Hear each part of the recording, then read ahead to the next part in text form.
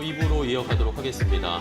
시장이 이란, 이스라엘에 대한 이 전쟁 우려감 때문에 긴장감을 가질 수밖에 없죠. 간밤에 미국 시장도 좋지가 않은 모습을 보였으니까 우리도 오늘 좀 긴장하면서 흔들리지 않을까라면서 출발을 했는데 초반에만 조금 그랬지 오히려 지금 힘을 내고 있습니다. 최근에 우리 시장이 얼마나 강한지 또 개인 투자자들도 많이 돌아오면서 시장을 뒷받침해주고 있다는 것을 오늘도 느낄 수가 있습니다. 어제 3,000선 진짜 코앞까지 갔다가 다시 좀 내려왔는데 뭐 한 번에 갈 수 없죠. 3,000은 뭐 어쨌든 시간 싸움입니다. 오긴 올 텐데 오히려 이렇게 좀 건전한 조정을 받고 이런 견조하게 좀 다지는 작업이 필요해야 앞으로 추가 상승이 더 가능하지 않을까 그런 생각도 해봅니다. 네. 기대감을 갖고 있는 거 굉장히 중요한 것 같습니다. 그리고 한편에서는 2차 추경이 있어요. 그래서 지금 전반적으로 보면은 장기 금리가 올라가고 있거든요. 그리고 어제 서울 아파트 값에 대해서 분석을 좀 잘 해주셨잖아요. 그런 부분으로 우려감이 있기 때문에 어떻게 보면은 지금 기준금리 인하에 대한 속도 조절론도 나오고 있는 거거든요.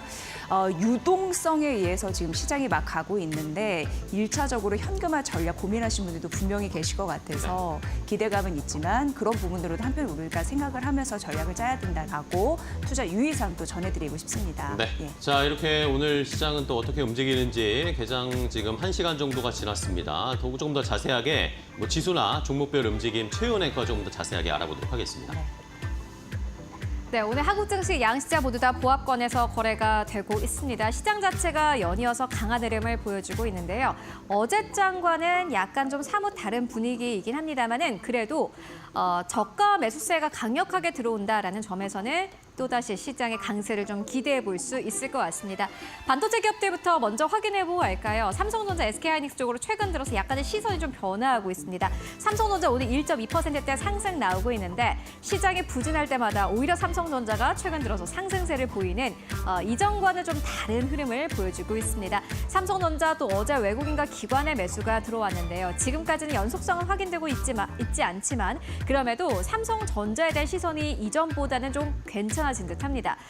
HBM 이슈가 여전히 있습니다. 엔비디아에 납품하지 못하는 것이 이전에는 악재로 작용했었는데 이제는 그래도 AMD와 브로드컴에 납품을 하지 않느냐라는 시장의 약간의 좀 긍정적인 시선이 다시 한번 주가를 통해서 나타나고 있고요. SK하이닉스는 오늘은 쉬어갑니다. 어제 26만 원대까지 뚫어내면서 52주 신고가를 다시 한번 경신했습니다.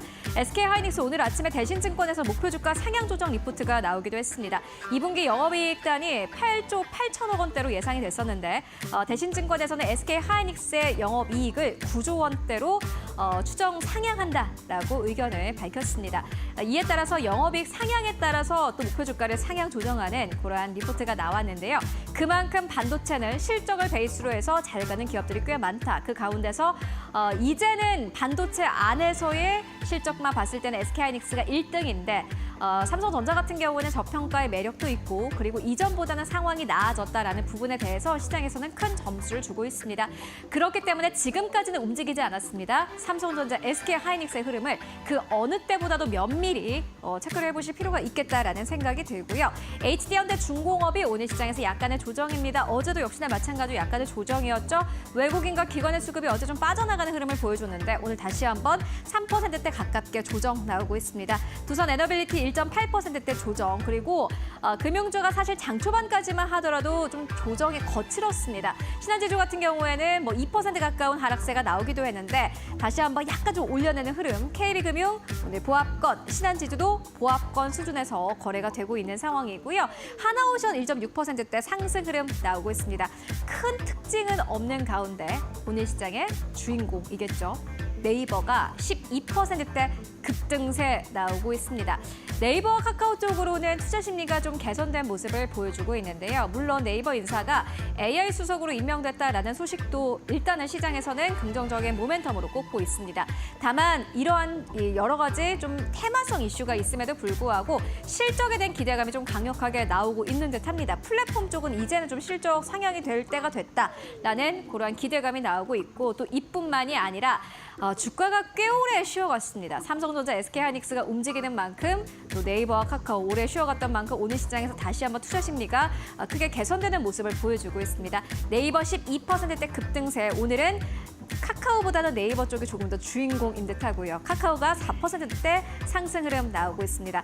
그 이외의 기업들은 사실은 좀 부진한 흐름을 보여주고 있는데 삼바 0.8%대 하락세, 삼성물산은 4%대 하락세, 삼성생명도 2.6%대 하락세, SK스퀘어도 2%대 하락세 나오고 있습니다. 지주사 쉬어가고 오르지 않았던 플랫폼 쪽 움직이고 있습니다. 코스닥 쪽은 어떨까요? 코스닥으로 옮겨가 보도록 하겠습니다. 네, 코스닥은 대체적으로 상승 탄력을 좀 받아가는 기업들이 눈에 띕니다. 알테오제 1.6%대 반등, 파마리서치 어제 또 8%가 넘게 빠졌습니다. 참 주주분들을 속상하게 하는 기업이 아닐까 하는 생각이 드는데요. 인적 분할을 두고 맥쿼리에서는 파마리서치의 목표 주가를 50만 원대에서 37만 원대까지 하향했습니다. 이거는 소액 주주를 기만하는 것이다라는 의견을 강력하게 내놓았고요. 다만 한국증권사에서는 대체적으로 그래도 시간이 지나면은 다시 주가나 밸류를 찾을 것이다. 왜냐하면은 본질적인 모멘텀은 훼손되지 않았기 때문이다라는 의견도 함께 제시하고 있습니다. 양 극단에 있는 투자 의견 함께 나오고 있는 파마리서치인데 어제 8% 넘게 급락 후에 오늘 다시 한번 2.8%대 반등 흐름 나오고 있고요. 그리고 파마리서치가 이렇게 좀 삐끗하다 보니 그 밑에 단에 있는 기업들 그리고 퍼스트 플레이어가 아니라 두 번째 플레이어, 세 번째 플레이어 이런 기업들 좀 움직이고 있는데 이 자리를 지금 휴젤이 가져가고 있습니다. 휴젤 보시다시피 4%대 상승 흐름 나오고 있고요. 클래시스도 역시나 마찬가지로 2%대 상승 흐름 나오고 있습니다. 오늘 또 에코프로 계열사들도 좀 강한 흐름 보여주고 있습니다. 에코프로 BM이 2%대 상승 흐름 나오는 게 특징이라고 할 수 있겠고요. 그 이외에 오늘 반도체 소부장 쪽으로는 약간 좀 희비가 엇갈리는 모습 보여주고 있습니다. 테크윙은 1.4%대 하락세, 그리고 원익 IPS 보합권에서 거래되고 있고 TCK 1.4%대 상승, 그리고 덕산 네오룩스가 9.6%대 상승 나오고 있고요. FPCB 쪽으로도 역시나 마찬가지로 강력한 흐름 나옵니다. 시노펙스가 6%대 상승 흐름 현재 유지하면서 거래가 되고 있습니다. 그리고 게임주 안에서 오늘 카카오 게임즈가 보시다시피 6%대 상승 흐름 나오는 모습 현재 포착이 되고 있고요. 이뿐만이 아니라 오늘 또 엔터주들도 나쁘지 않습니다. SM 1%대 가깝게 상승, JYP 엔터 1.4%대 상승 나오고 있는데 JYP 엔터의 경우는 쇼커버링 물량이 좀 최근 들어서 들어오고 있는 모습이 특징적이라고 할 수 있겠고요. 디어유가 2.7%대 상승 흐름 나오면서 현재 거래가 되고 있습니다. 그렇다면은 지금 지수는 어느 정도에서 거래가 되고 있을까요? 바로 만나보시죠. 오늘 코스피는 보합권입니다. 2,960선에서 거래가 되고 있고요. 코스닥 지수는 오늘 0.4%의 상승세에 779선에서 거래가 되고 있습니다. 이제는 지수보다는 사실 시장의 움직임, 종목의 움직임을 조금 더 예민하게 살펴보실 때가 아닌가 하는 생각이 들고요. 이어서 수급 동향 함께 만나보시죠. 네, 외국인들이 8거래 연속 매수하다가 최근에 2거래 연속 매도세를 나타내고 있습니다. 오늘도 역시나 마찬가지로 매도 우위 나타내고 있는데 어제 같은 시간과 좀 비교를 해본다면은 어제보다는 매도 물량이 좀 적게 나옵니다. 그나마 좀 위안이 되는 부분이다라는 생각이 들고요. 기간도 역시나 마찬가지로 170억 원가량 현재 매도세 나타내고 있습니다. 개인만이 사는 장인데 외국인과 기관의 매도 물량은 크지 않다라고 정리해볼 수 있겠고 코스닥의 매매 동향도 함께 정리해보고 가시죠. 네, 코스닥 같은 경우에는 외국인들이 700억 원 넘게 매도세 나타내고 있고요. 기관이 오늘 또 그만큼 받쳐줍니다. 632억 원가량 매수세 나타내고 있습니다. 개인도 역시나 마찬가지로 100억 원 넘게 매수세 나타내고 있는 모습 함께 확인하실 수 있습니다. 네, 지금까지 지수 그리고 종목별 움직임 현재 함께 살펴보고 왔는데 그렇다면 지금 투자자들이 가장 관심을 가지고 있는 업종과 종목은 어떤 것들일까요? 이어서 싱크풀을 통해서 만나보시죠. 네, 시장을 움직이는 이슈, 업종 더 자세하게 싱크풀을 통해서 확인을 해보도록 하겠습니다. 자, 오늘 시장은 일단은 이스라엘, 이란과의 이 전쟁 발발, 그리고 미국이 개입할 수 있는 가능성 이런 것들 때문에 좀 흔들리지 않을까 싶었는데 우리 시장은 여전히 좋은 흐름을 나타내고 있습니다. 흐름이 꺾이지 않고 있다는 건 너무 긍정적이고요. 자, 싱크풀을 보시면 아시겠지만 오늘도 정부 정책 관련된 테마들이 많이 올라가고 있습니다. 시장이 대세 상승, 조선방산 아니면 원전, 아니면 반도체 이런 것들을 큰 업종들이 크게 가지 못하니까 오히려 오늘은 좀 쉬어가면서 우리가 수익을 좀 낼 수 있는, 짧게 낼 수 있는 이런 정책주로 관련된 쪽으로 관심이 쏠리고 있는 모습인데요. 자, 오늘 조금 전에 오전에 당정협의회가 있었습니다. 국회에서. 근데 이 추경과 관련돼서 구체적인 합의들이 접근되고 있다. 의견들이 좀 모아지면서 정리되고 있다라는 식의 이야기가 나왔습니다. 추경 내일 이제 이재명 대통령이 돌아오게 되면 아마 국무회의에서 추경과 관련된 결정을 내릴 것으로 보이다 보니까 준비가 착착 진행되고 있는 게 보이죠. 그러니까 지역화폐 관련된 종목들이 오늘 다시 힘을 쓰고 있습니다. 어제도 그랬고 오늘도 그랬고요. 여기에다가 STO 관련된 어제도 말씀드렸지만 이 증권형 토큰 STO 관련된 법안도 통과될 가능성들이 있고 스테이블 코인도 역시 미국에서 지니어스 법안이 통과가 됐습니다. 우리도 지금 스테이블 코인 관련된 법안들을 준비하고 있는 상황이어서 지금 뭐 미국, 우리나라 할 것 없이 이 스테이블 코인, STO, 지역화폐 이게 지금 집중적으로 이번 주에 많이 관심을 받고 있는 상황입니다.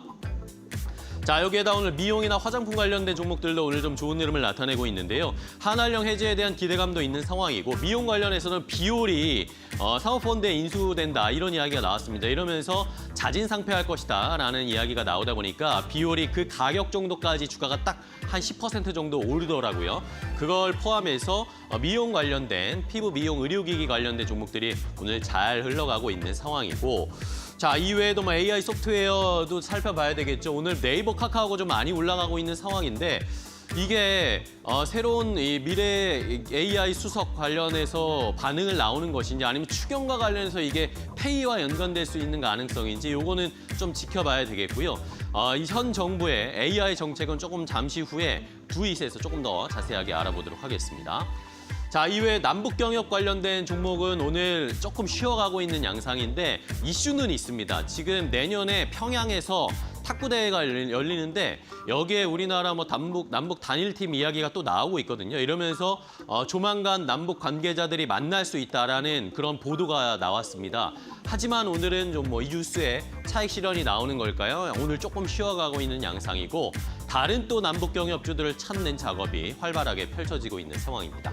자, 엔터주도 오늘 좋은 상황이고요. 이 외에도 뭐 보안, 증권주가 최근 시다가 다시 좀 올라오고 있고 OLED, LG 쪽에서 LG 디스플레이가 투자한다 이야기가 나왔죠. 뭐 액수에 대한 뭐 약간 실망감이나 OLED 쪽의 사업이 괜찮을까에 대한 의문감은 있지만 어쨌든 LG 쪽에서 새 정부 들어서 첫 기업의 대규모 투자 소식이 전해졌습니다. 이러다 보니까 OLED 쪽도 관심을 많이 받고 있는 상황입니다. 자, 그럼 이슈를 하나 조금 더 자세하게 확인해 보겠습니다. 뭐 오늘도 이란, 이스라엘, 중동 쪽을 살펴볼 수밖에 없습니다. 어제 트럼프 대통령이 G7 정상회의를 하루 미리 땡겨서 미국으로 돌아간 상황인데 NSC 회의를 했습니다. NSC 회의를 하고 나서 이스라엘의 네타냐후 총리와 통화를 했다라는 소식이 전해졌습니다. 어떤 얘기를 했을까요? 미국도 이제 전쟁에 개입을 하게 될 것인지 이것이 지금 가장 중요한 포인트가 될 텐데 만약에 이란 이스라엘 전쟁에 미국이 개입을 하고 군을 투입하게 되면 시장의 불확실성을 좀 높이는 그런 요인이 될 것으로 보이기 때문에 미국 시장에 이러다 보니까 간밤에 조금 쉬어가는 양상이 나타났고 자, 트럼프 대통령이 뭐 여러 가지 이야기를 쏟아냈습니다. 지금 이란의 최고 지도자 하메네이 뭐 어디 있는지 다 알고 있다. 구체적으로 다 알고 있는데 공격하지 않을 뿐이지 언제든지 공격할 수 있다라는 뉘앙스의 이야기를 했고요. 이런 것들을 이야기하면서 이란이 지금 무조건 항복해야 된다라고 압박을 하고 있는 상황입니다. 이러니까 시장은 변동성이 커질 수밖에 없었고 국제 유가가 WTI가 간밤에 4% 넘게 급등세를 나타내고 있고 오늘 우리 시장에서는 환율도 또 뛰어오르는 상황. 최근에 환율이 하향 추세, 원달러 환율이 좀 하향 추세를 보이고 있었는데 원달러 환율이 다시 1,370원대까지 올라가고 있는 양상입니다. 자, 그럼 관련해서 우리 시장에서 어떤 종목들이 좀 움직이고 있을까요? 함께 확인을 해보겠습니다. 국제유가가 다시금 이제 급등하다 보니까 이 에너지주가 올라가는 흐름들, 정유, 석유, 화학주 그래서 반응을 하는 겁니다. 오늘 한국 쉘 석유가 장중에 52주 신고가를 경신했고요. 이 외에도 뭐 흥구 석유나 중앙에너비스, 한국 석유가 올라간 이유가 있습니다. 그래도 장중 고점에서 상승을 약간 줄이는 흐름들은 있었다라는 점을 좀 말씀드리고요. 어쨌든 한국 쉘 석유 52주 신고가 경신한 채로 현재 3.4% 상승하면서 45만 원 선 위에서 이제 이제 움직이고 있다라는 점, 45,000원 위에서 움직이고 있다라는 점 말씀드리고요. 그리고 이제 하나시스템, LIG 넥스원, 현대 로템이 52주 신고가를 경신한 흐름들 나타내주고 있는 상황인데 역시나 방사는 오늘도 52주 신고가 줄줄이 경신하는 흐름들이 나타나주고 있습니다. 현대 로템 20만 원 선 가까이 가는 흐름들이 나타내주고 있는 상황이죠. 이제 중동발 리스크 보면은 미국의 군사력이 증강될 가능성이 투자 심리에 고스란히 반영이 되고 있다라는 점이고요. LIG 넥스원 같은 경우에는 굉장히 의미 있는 부분이 이번에 중동 교전을 살펴봤을 때 이제 하늘에서 원거리 미사일로 싸우잖아요. 그래서 뭐 대공, 항공, 드론전 이런 부분으로 전쟁 양상이 변모할 가능성 여기서 우리가 추적해 볼 수가 있는 상황이고 LIG 넥스원 같은 경우에는 UAE라고 해서 아랍에미리트와 천궁2 수출 계약 맺은 바 있고 이뿐만 아닙니다. 사우디아라비아, 이라크 이런 부분과 수출 계약을 완성한 부분이 있는데 이것만 보더라도 12조 원이기 때문에 앞으로 이런 지정학적 리스크가 있을 때 또 중동 쪽이 뭐 K방산의 무기 수출력 이런 부분을 강하게 원하니까요. 앞으로 실적이 조금 더 튈 가능성이 있다. 이런 데 베팅을 하시는 듯합니다. 현재는 57만 원 선 가까이 가는 흐름들이 나타나주고 있는 상황이고요. 하나시스템도 최근에 주가 레벨 굉장히 좋았습니다. 이유는 미국의 유명한 방산 기업과 시스템 개발을 같이 하기로 했다라는 소식이 있었죠. 오늘도 추가적으로 오르면서 67,200원 보이고 있는 상황이고요. 해운주 같은 경우에는 어제 HMM이 5% 좀 낙폭이 있었습니다. 조정 이후 소폭 반등세 보이고 있고 제 기억에는 아마 52주 신고가가 25,800원으로 기억을 하는데 다시 한번 좀 터치할 수 있을지 이거는 국제적인 정세 이슈 굉장히 중요하게 좀 작용할 것 같습니다. 오늘은 23,100원 선까지는 되찾았다라는 점 말씀드리도록 하겠습니다. 자, 이란과 이스라엘의 관련주 저희가 지속해서 좀 봐드리는 이유가 있는데요. 이 중에서 좀 뭘 봐야 할지, 추세는 어떻게 타야 될지 파트너님의 의견 궁금합니다. 네, 일단 뭐 최근 그러니까 중동 전쟁 자체가 지금 확전 여부가 지금 계속 지금 시장에서 주목을 받고 있는 그런 상황입니다. 특히 미국이 중동 분쟁에 이제 적극적으로 개입할 가능성이 이제 불거지면서 만약 미국이 이란을 공격하는데 만약 동참을 한다라고 하게 되면 이란에서 호르무즈 해협을 봉쇄할 가능성이 다시 이제 불거지고 있다라고 보시면 될 것 같고요. 그런 부분이 계속 지금 시장 내에서 불확실성으로 나타나고 있다라고 보시면 될 것 같습니다. 그렇다라고 하게 되면 뭐 그런 관점에서 보면 이 분쟁이 얼마만큼 지속되느냐에 따라서 유가도 좀 달라질 가능성은 있는데 그렇다라고 해도 기본적으로 유가 상승이 장기화되지는 않지 않을까라는 생각을 해보고 있습니다. 일단 이란 같은 경우도 지금 뭐 미국이 이제 협상 테이블에 나오라라고 얘기를 하고 있듯이 있고 이제 이란 자체적으로도 지금 나오려고 하고 있는 그런 상황입니다. 그런 상황에서 호르무즈 해협을 막는다라는 거는 조금 더 지켜봐야 될 그런 상황이고요. 그렇다라고 하게 되면 유가라는 부분은 뭐 등락이 있긴 하겠지만 그럴 때 영속성은 좀 적을 것이다라고 생각을 하고 있고요. 다만 이런 이제 지정학적 리스크가 확대가 된다라고 하게 되면 광산 관련주들은 여전히 좀 관심 있게 보셔야 되지 않을까 싶습니다. 뭐 지금 이란, 이스라엘 간에 뭐 지금 상호 공방이 있는데 뭐 국내에서 뭐 직접적인 뭐 수혜는 있는 건 아니지만 간접적으로 중동 지역 내에 여러 국가들이 군비를 지금보다 확장할 가능성은 충분히 있다라고 보여지고요. 기존에 이제 대공 무기에서 지상 무기로 지금 확대될 수 있다라는 점도 같이 좀 주목해 보시면 어떨까 싶습니다. 뭐 그런 관점에서 본다라고 하게 되면 뭐 그 중에서 현대로템 여전히 좀 관심 있게 보셔야 되지 않을까라는 생각을 해보고 있는데요. 뭐 현대로템 지금 뭐 52주 신고가 그러니까 지금 뭐 역대 최고가를 계속 경신을 하고 있기 때문에 가격에 대한 이제 부담감은 여전히 상존하고 있는 것도 사실입니다. 그렇지만 이런 이제 부담감을 갖고 있다라고 해도 계속 이제 해외 수출에 대한 그런 이슈들이 계속 불거질 가능성은 충분히 있다라고 생각을 하고 있습니다. 뭐 중동 지역 내에도 지금 사우디를 비롯해서 몇 개국에서 K2 전체에 대해 관심 사항을 보이고 있는 그런 상황이고요. 폴란드발 2차 수출 계약도 조만간 체결이 된다라는 그런 얘기들이 나오고 있습니다. 그렇다라고 하게 되면 현대로템이 최근 많은 수주를 갖고 있는데 여기 수주에 추가적인 수주가 더해진다라고 하게 되면 그만큼 하반기 이후에 실적 측면에서 상당히 긍정적으로 볼 수 있지 않을까라는 생각을 해보고 있고요. 뭐 최근 외국인들이 최근 한 달 동안 250만 주를 매수할 만큼 꾸준한 매수세가 이어지고 있다라는 점도 같이 좀 주목해 보시면 어떨까 싶습니다. 지금 뭐 최고가이기 때문에 여기서 더 뭐 큰 폭으로 올라갈 수 있다라고 보기는 어려울 걸로 보여지고요. 그렇지만 뭐 지금 선에서 한 10% 이상의 수익률은 기대해 볼 수 있다라고 생각을 하고 있습니다.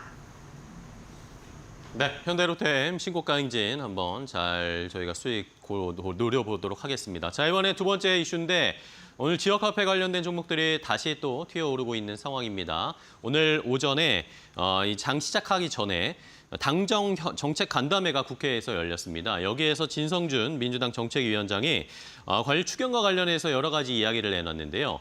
자, 일단은 1차, 2차 추경 관련해서 규모 많이 궁금해하셨고 시장에서도 어느 정도의 추경이 편성될까 많은 궁금증이 있었는데 민주당 입장에서는 경계 최소한의 방어를 위해서 추경의 규모가 35조 원은 돼야 된다라는 입장을 제기를 했었는데 정부에서도 이것에 거의 동의하는 수준 1차, 2차를 합치면 35조 원 규모의 추경이 편성될 것으로 예상이 되고 있는 상황입니다.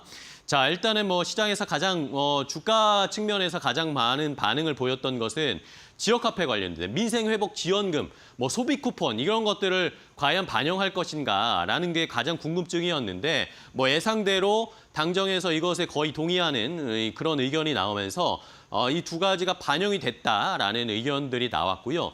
여기에다가 소상공인 코로나 채무조정 예산 편성도 역시 포함이 되면서 코로나 때 대출을 받아서 지금 어려운 자영업자들에게 부채를 탕감해주는 그런 정책도 아마 포함될 것으로 예상이 되고 있습니다.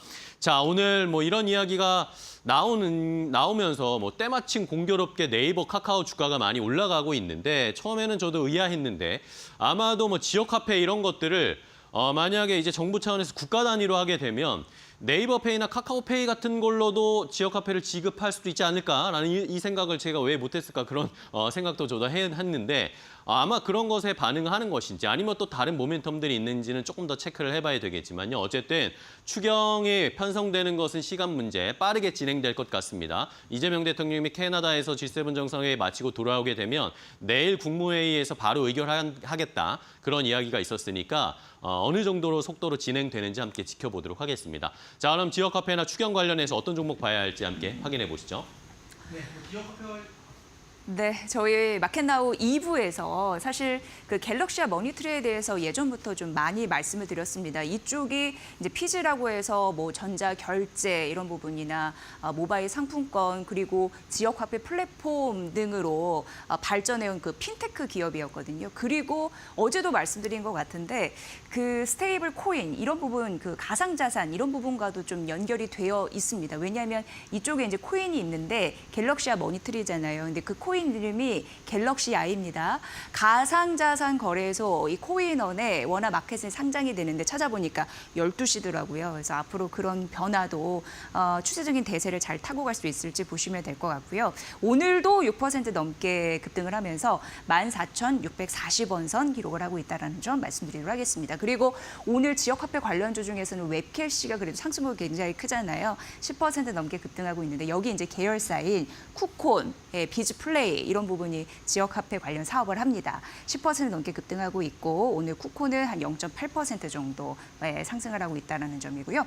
유라클은 조폐공사가 이제 한때 발주한 그런 그 지역 관련해서 모바일 상품권 그쪽으로 이제 운영한 그런 사업 경력도 있는 상황이고요. 그래서 지역화폐 관련주로 분류가 됩니다. 3.5% 상승하면서 24,700원 선 보여주고 있고요.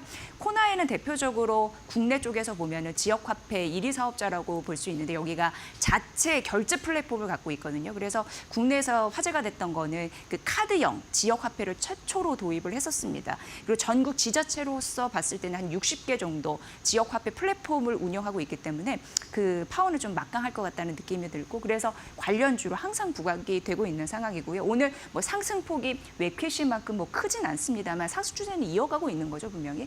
1.8% 오늘도 오르면서 78,500원 선 지키고 있다는 점 의미가 있습니다. 시가 대비 상승폭 높이는 양봉으로 5장 마감할 수 있을지도 굉장히 궁금한 부분입니다. 이쪽에서는 뭘 봐야 될지 파트너님의 의견 듣고 싶습니다. 네, 뭐 그중에선 코나이, 뭐 대장주인 코나이를 보시는 게 제일 낫지 않을까라는 생각을 해보고 있습니다. 뭐 지금 지역 화폐가 이제 발행이 된다라고 하게 되면 이 온라인으로 사용할 수 있는 게 아니라 오프라인으로 사용을 해야 되는 거고요. 그렇다라고 하게 되면 오프라인 기반을 갖고 있는 그런 기업에 좀 더 관심을 가지셔야 되지 않을까라는 생각을 해보고 있습니다. 뭐 대표적으로 코나이 같은 경우는 기존에 오프라인 관련돼서 지역 화폐를 발행을 하는 그런 뭐 최대 국내 사업자다라고 보시면 될 것 같고요. 관련된 플랫폼 전반적으로 다 이제 시스템을 갖고 있기 때문에 향후에 지역 화폐가 활성화된다라고 하게 되면 코나이 입장에서 상대적으로 좋은 그런 이제 수혜를 입을 가능성은 충분히 있다라고 보셔야 되지 않을까라는 생각을 해보고 있습니다.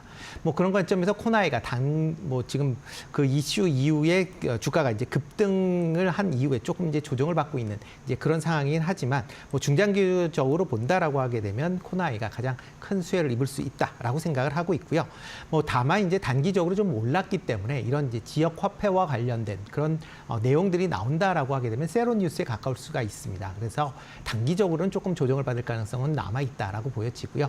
그렇지만 지역 화폐를 통해서 그만큼 뭐 매출이나 그다음에 영업이익이 창출이 된다라고 하게 되면 주가는 다시 상승할 가능성은 충분히 있다라고 보여지고요. 뭐 지난 9일에 이제 86,000원이 고점이었는데 그 이상으로도 뭐 충분히 다시 재상승할 가능성은 있다라고 생각을 하고 1차적으로는 9만 원 정도까지는 생각을 해보셔도 되지 않을까 싶습니다. 네, 자 코나이 또 지역 화폐 추경 관련된 뉴스 플로우는 계속 확인을 해보셔야 되겠습니다. 마지막으로는 스테이블 코인도 한번 살펴봐야 됩니다. 스테이블 코인 요즘 뭐 여기저기서 이야기 계속 나오는데 스테이블 코인 관련된 종목 미국에서는 서클의 주가가 엄청나게 올라가고 있고 우리 시장에서도 그러면 스테이블 코인 관련된 수혜주가 뭘까 찾는 데 분주한 상황인데요. 자, 일단은 미국에서 간밤에 미국 상원 의회에서 이 스테이블 코인 관련한 법안이죠. 지니어스 법안이 결국엔 통과가 됐습니다. 상원에서 통과가 됐고 그 다음 절차는 하원으로 넘어가서 하원 표결을 거쳐야 되고 그 다음에 트럼프 대통령이 서명을 하면 이제 이 법안이 효력을 발휘하게 되는 것인데 자, 이 법안은 결국에는 초당적이었습니다. 찬성이 거의 압도적이었어요. 민주당도 이건 반대하지 않는다라는 겁니다. 결국에는 미국이 스테이블 코인 쪽으로 드라이브를 건다라고 저희가 생각을 하면 될 겁니다. 상원에서도 찬성이 68표였고 반대는 30표 정도밖에 되지 않았기 때문에 이 하원에서도 무난히 통과될 것으로 예상이 되고 있습니다. 자, 이제 전 세계적으로 스테이블 코인의 시장 규모가 한 345조 원 정도 된다라는 그런 통계가 나왔는데 이제 이 스테이블 코인 시장이 사실은 규제 바깥에 있었죠. 근데 이것을 이제 규제 안으로 편입을 시켜서 명확하게 이제는 제도권에서 스테이블 코인을 사용하게 된다라는 것이 큰 의미가 있는 것이기 때문에 이게 뭐 규제하기 위해서 법안을 만든 게 아니라 제도화하기 위해서 이 법안을 만든 거다라고 생각을 하시면 되겠습니다.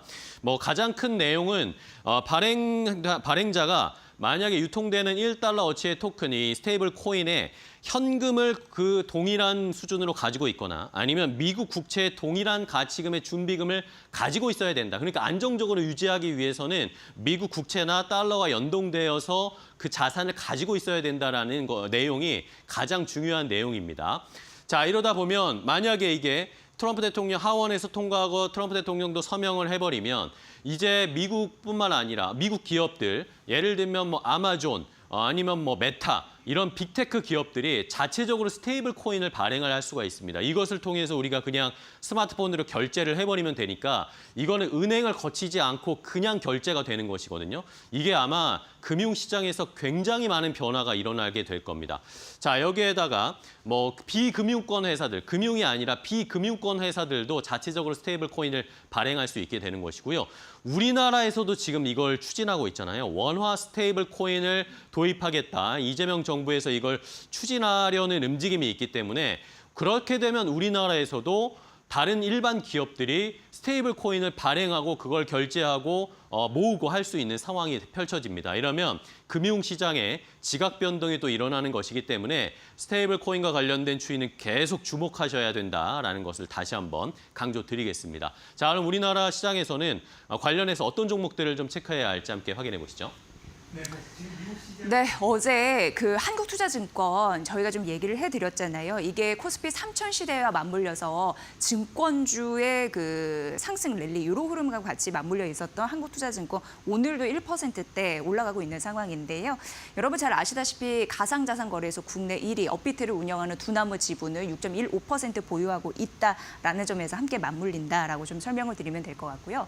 오늘 보면 이제 더진 15% 넘게 급등을 하고 있는데 이 종목 같은 경우는 사실 디지털 뱅킹 시장에서 후발 주자였습니다. 그런데 주목해야 될 점이 카카오페이가 2대 주주로 있는 상황이고요. 지금 더진 같은 경우에는 원화 스테이블 코인 도입 기대감 플러스 이 기업이 그 여러 가지 이제 빅테크들과 협업하면서 결제 플랫폼 시장이 좀 강자로 최근 이제 변모를 하고 있다라는 걸 좀 인정을 받는 듯합니다. 그러니까 이렇게 같은 주제 안에서 14% 넘는 급등세를 연출을 하겠죠. 현재 4,955원 기록하고 있다는 점 말씀드리고요. 아톤도 빠지지 않고 등장했네요. 오늘 5% 상승세 보여주고 있는데 여기가 중앙은행 디지털 화폐라고 CBDC 아시죠? 그 시스템을 구축한 이력이 있기 때문에 관련주로 부각이 되고 있는 거고요. 공인 인증의 선두주자 하면 한국정보인증을 얘기할 수가 있는데 이거는 디지털 전환과 비대면으로 전환되면서 수요가 급증하면 수혜를 입을 수 있겠다라는 기대감이 좀 일부 있는 것 같습니다. 1% 반등하면서 8,450원 선 보여주고 있고요. 신세계 INC가 왜 들어갔지라고 생각하시는 분들 계시겠는데 오늘 시장에 또 유력한 특징주 중에 하나입니다. 이건 이제 상징적인 의미로 보시면 되는 게 미국 쪽에서 월마트와 그런 그 대형 유통 그 업체 같은 경우에는요. 뭐 아마존도 그렇고요. 자체 스테이블 코인을 우리가 도입해서 한번 써보겠다라는 의지가 있습니다. 그러면 지금 신정부가 제시하는 뭐 기대감이 있는 원화 스테이블 코인이 법제화돼서 도입됐을 때는 국내 유통기업도 이런 바람이 불 가능성이 있잖아요. 그런 흐름 때문에 오늘 움직인다라고 보시면 되고 뭐 큰 폭은 아닙니다만 상징적인 의미로 좀 집어넣어 봤습니다. 오늘 17,240원 선 기록하고 있다는 점 좀 눈에 띕니다. 자, 뭘 봐야 될지 지속적으로 우리가 관심 있게 봐야 할 그런 주제인데요. 대표님 어떻게 보세요? 네, 그럼 미국의 미 상원에서 이제 스테이블코인 관련된 법안이 통과됐다라는 소식 때문에 국내에도 관련주들이 좀 강한 그런 모습을 보이고 있습니다. 뭐 국내 같은 경우도 지금 이재명 정부 내에서 지금 스테이블코인 원화에 대한 이제 스테이블코인을 도입을 하겠다라고 지금 적극적으로 의사 표명을 한 그런 상황이다라고 보면 국내에도 이제 스테이블코인 도입이 뭐 조만간 이루어질 가능성은 있습니다. 다만 이제 스테이블코인을 보실 때는 한 가지 주시하셔야 될 게 한은의 스탠스다라고 보시면 되는데요. 뭐 스테이블코인이라는 것 자체가 이게 뭐 달러에 연동되거나 원화에 연동되지만 만약 중앙은행이 발행을 한다라고 하게 되면 중앙은행의 발권력이라는 거는 다른 여타에 비해서 절대적인 우위를 갖고 있습니다. 그렇게 되면 중앙은행에서 만약 CBDC를 발행한다라고 하게 되면 스테이블코인은 그만큼의 효용 가치가 떨어질 수 있다라는 점도 같이 좀 주목해 보셔야 되지 않을까 싶습니다. 뭐 지금 국내에서 좀 스테이블 코인 관련돼서 좀 관심 있게 본다라고 하게 되면 페이 관련주들 좀 관심 있게 보시면 좋을 걸로 보여지고요. 특히 대표적으로 지금 뭐 카카오페이 같은 경우에 오늘 뭐 최근 올랐다가 오늘은 조금 뭐 한 4% 정도 올라가고 있는데 이렇게 스테이블 코인이 확대가 된다라고 하게 되면 이런 지급 결제와 관련된 그런 이제 플랫폼들이 각광을 받을 수 있고요. 그래서 카카오페이 관심 있게 보시면 좋을 것 같고 오늘 네이버가 강한 이유도 네이버페이라는 강력한 이런 지급 결제 플랫폼이 시장에서 부각을 받으면서 강한 그런 모습을 보이고 있다는 점도 같이 주목해 보시면 어떨까 싶습니다. 굉장히 흥미로운 주제가 된 것 같습니다. 원화 스테이블 코인, 정말 이 시대가 올까요? 관련주 카카오페이에 대해서 말씀해 주셨습니다. 네. 자, 그럼 마지막으로 오늘 시장에서 또 공략해 볼 만한 종목 어떤 것이 있을까요? 대표님 어떤 종목 보고 계세요? 요즘? 네, 뭐 요즘 전력 설비 관련된 종목들은 여전히 좀 관심 있게 보셔야 되지 않을까 싶습니다. 뭐 오늘 같은 경우는 조금 조정을 받고는 있다라고는 하지만 여전히 미국 내에서 전력 설비에 대한 수요가 계속 증가를 하고 있고요. 뭐 이에 따라서 뭐 미국 내에 뭐 국내 업체들의 수출도 활발히 진행되고 있다는 점도 같이 좀 주목해 보시면 어떨까 싶습니다. 그중에서 뭐 대표적으로 LS 일렉트릭 관심 있게 좀 보시면 좋을 걸로 보여지고요. 최근에 이제 북미에서 북미에서 ESS 시장 확대를 위해서 지금 뭐 파워 일렉트로닉스와 이제 파트너십을 맺었다는 듯이 해서 이렇게 이제 단순하게 전력 설비에서 ESS 장비로 확대되고 있다는 점 좀 주목해 보셔야 되지 않을까 싶습니다. 이와 더불어 미국 내에 지금 2개의 현지 공장을 운영을 하고 있기 때문에 이런 현지 공장을 운영함으로써 관세에 대한 그런 우려도 일부 불식시킬 수 있다는 점도 강점으로 작용할 수 있다라고 보시면 될 것 같고요. 1분기 실적은 다소 부진했지만 하반기 이후에 실적 개선이 기대가 되고 있다는 점에서 좀 관심 있게 보시면 어떨까 싶습니다. 뭐 일단 주가 흐름 자체를 보면 최근에 뭐 저점에서 뭐 14만 원대에서부터 지금 꾸준하게 지금 상승을 하고 있는 그런 모습을 보이고 있는데요. 뭐 전고점인 30만 원대 이상은 충분히 넘어갈 수 있다라고 생각이 되고 있고 한 33만 원대까지 한번 보셔도 되지 않을까라는 생각을 해보고 있습니다. 관세 리스크는 줄이면서 미국 쪽에서 먹을거리가 있어 보이네요. LS 일렉트릭을 말씀해 주셨습니다. 네. 자, 마켓나우 브리핑 시장의 상황을 함께 정리를 해봤고요. 이제 조금 더 깊이 들어가서 투자 아이디어 얻어보도록 하겠습니다. 네. 새로운 AI 미래기획 수석이 임명이 됐죠. 네. 과연 그렇다면 이제 이재명 정부에서는 AI 정책을 어떻게 펼쳐나갈지 조금 더 자세하게 잠시 후에 알려드리도록 하겠습니다. 네.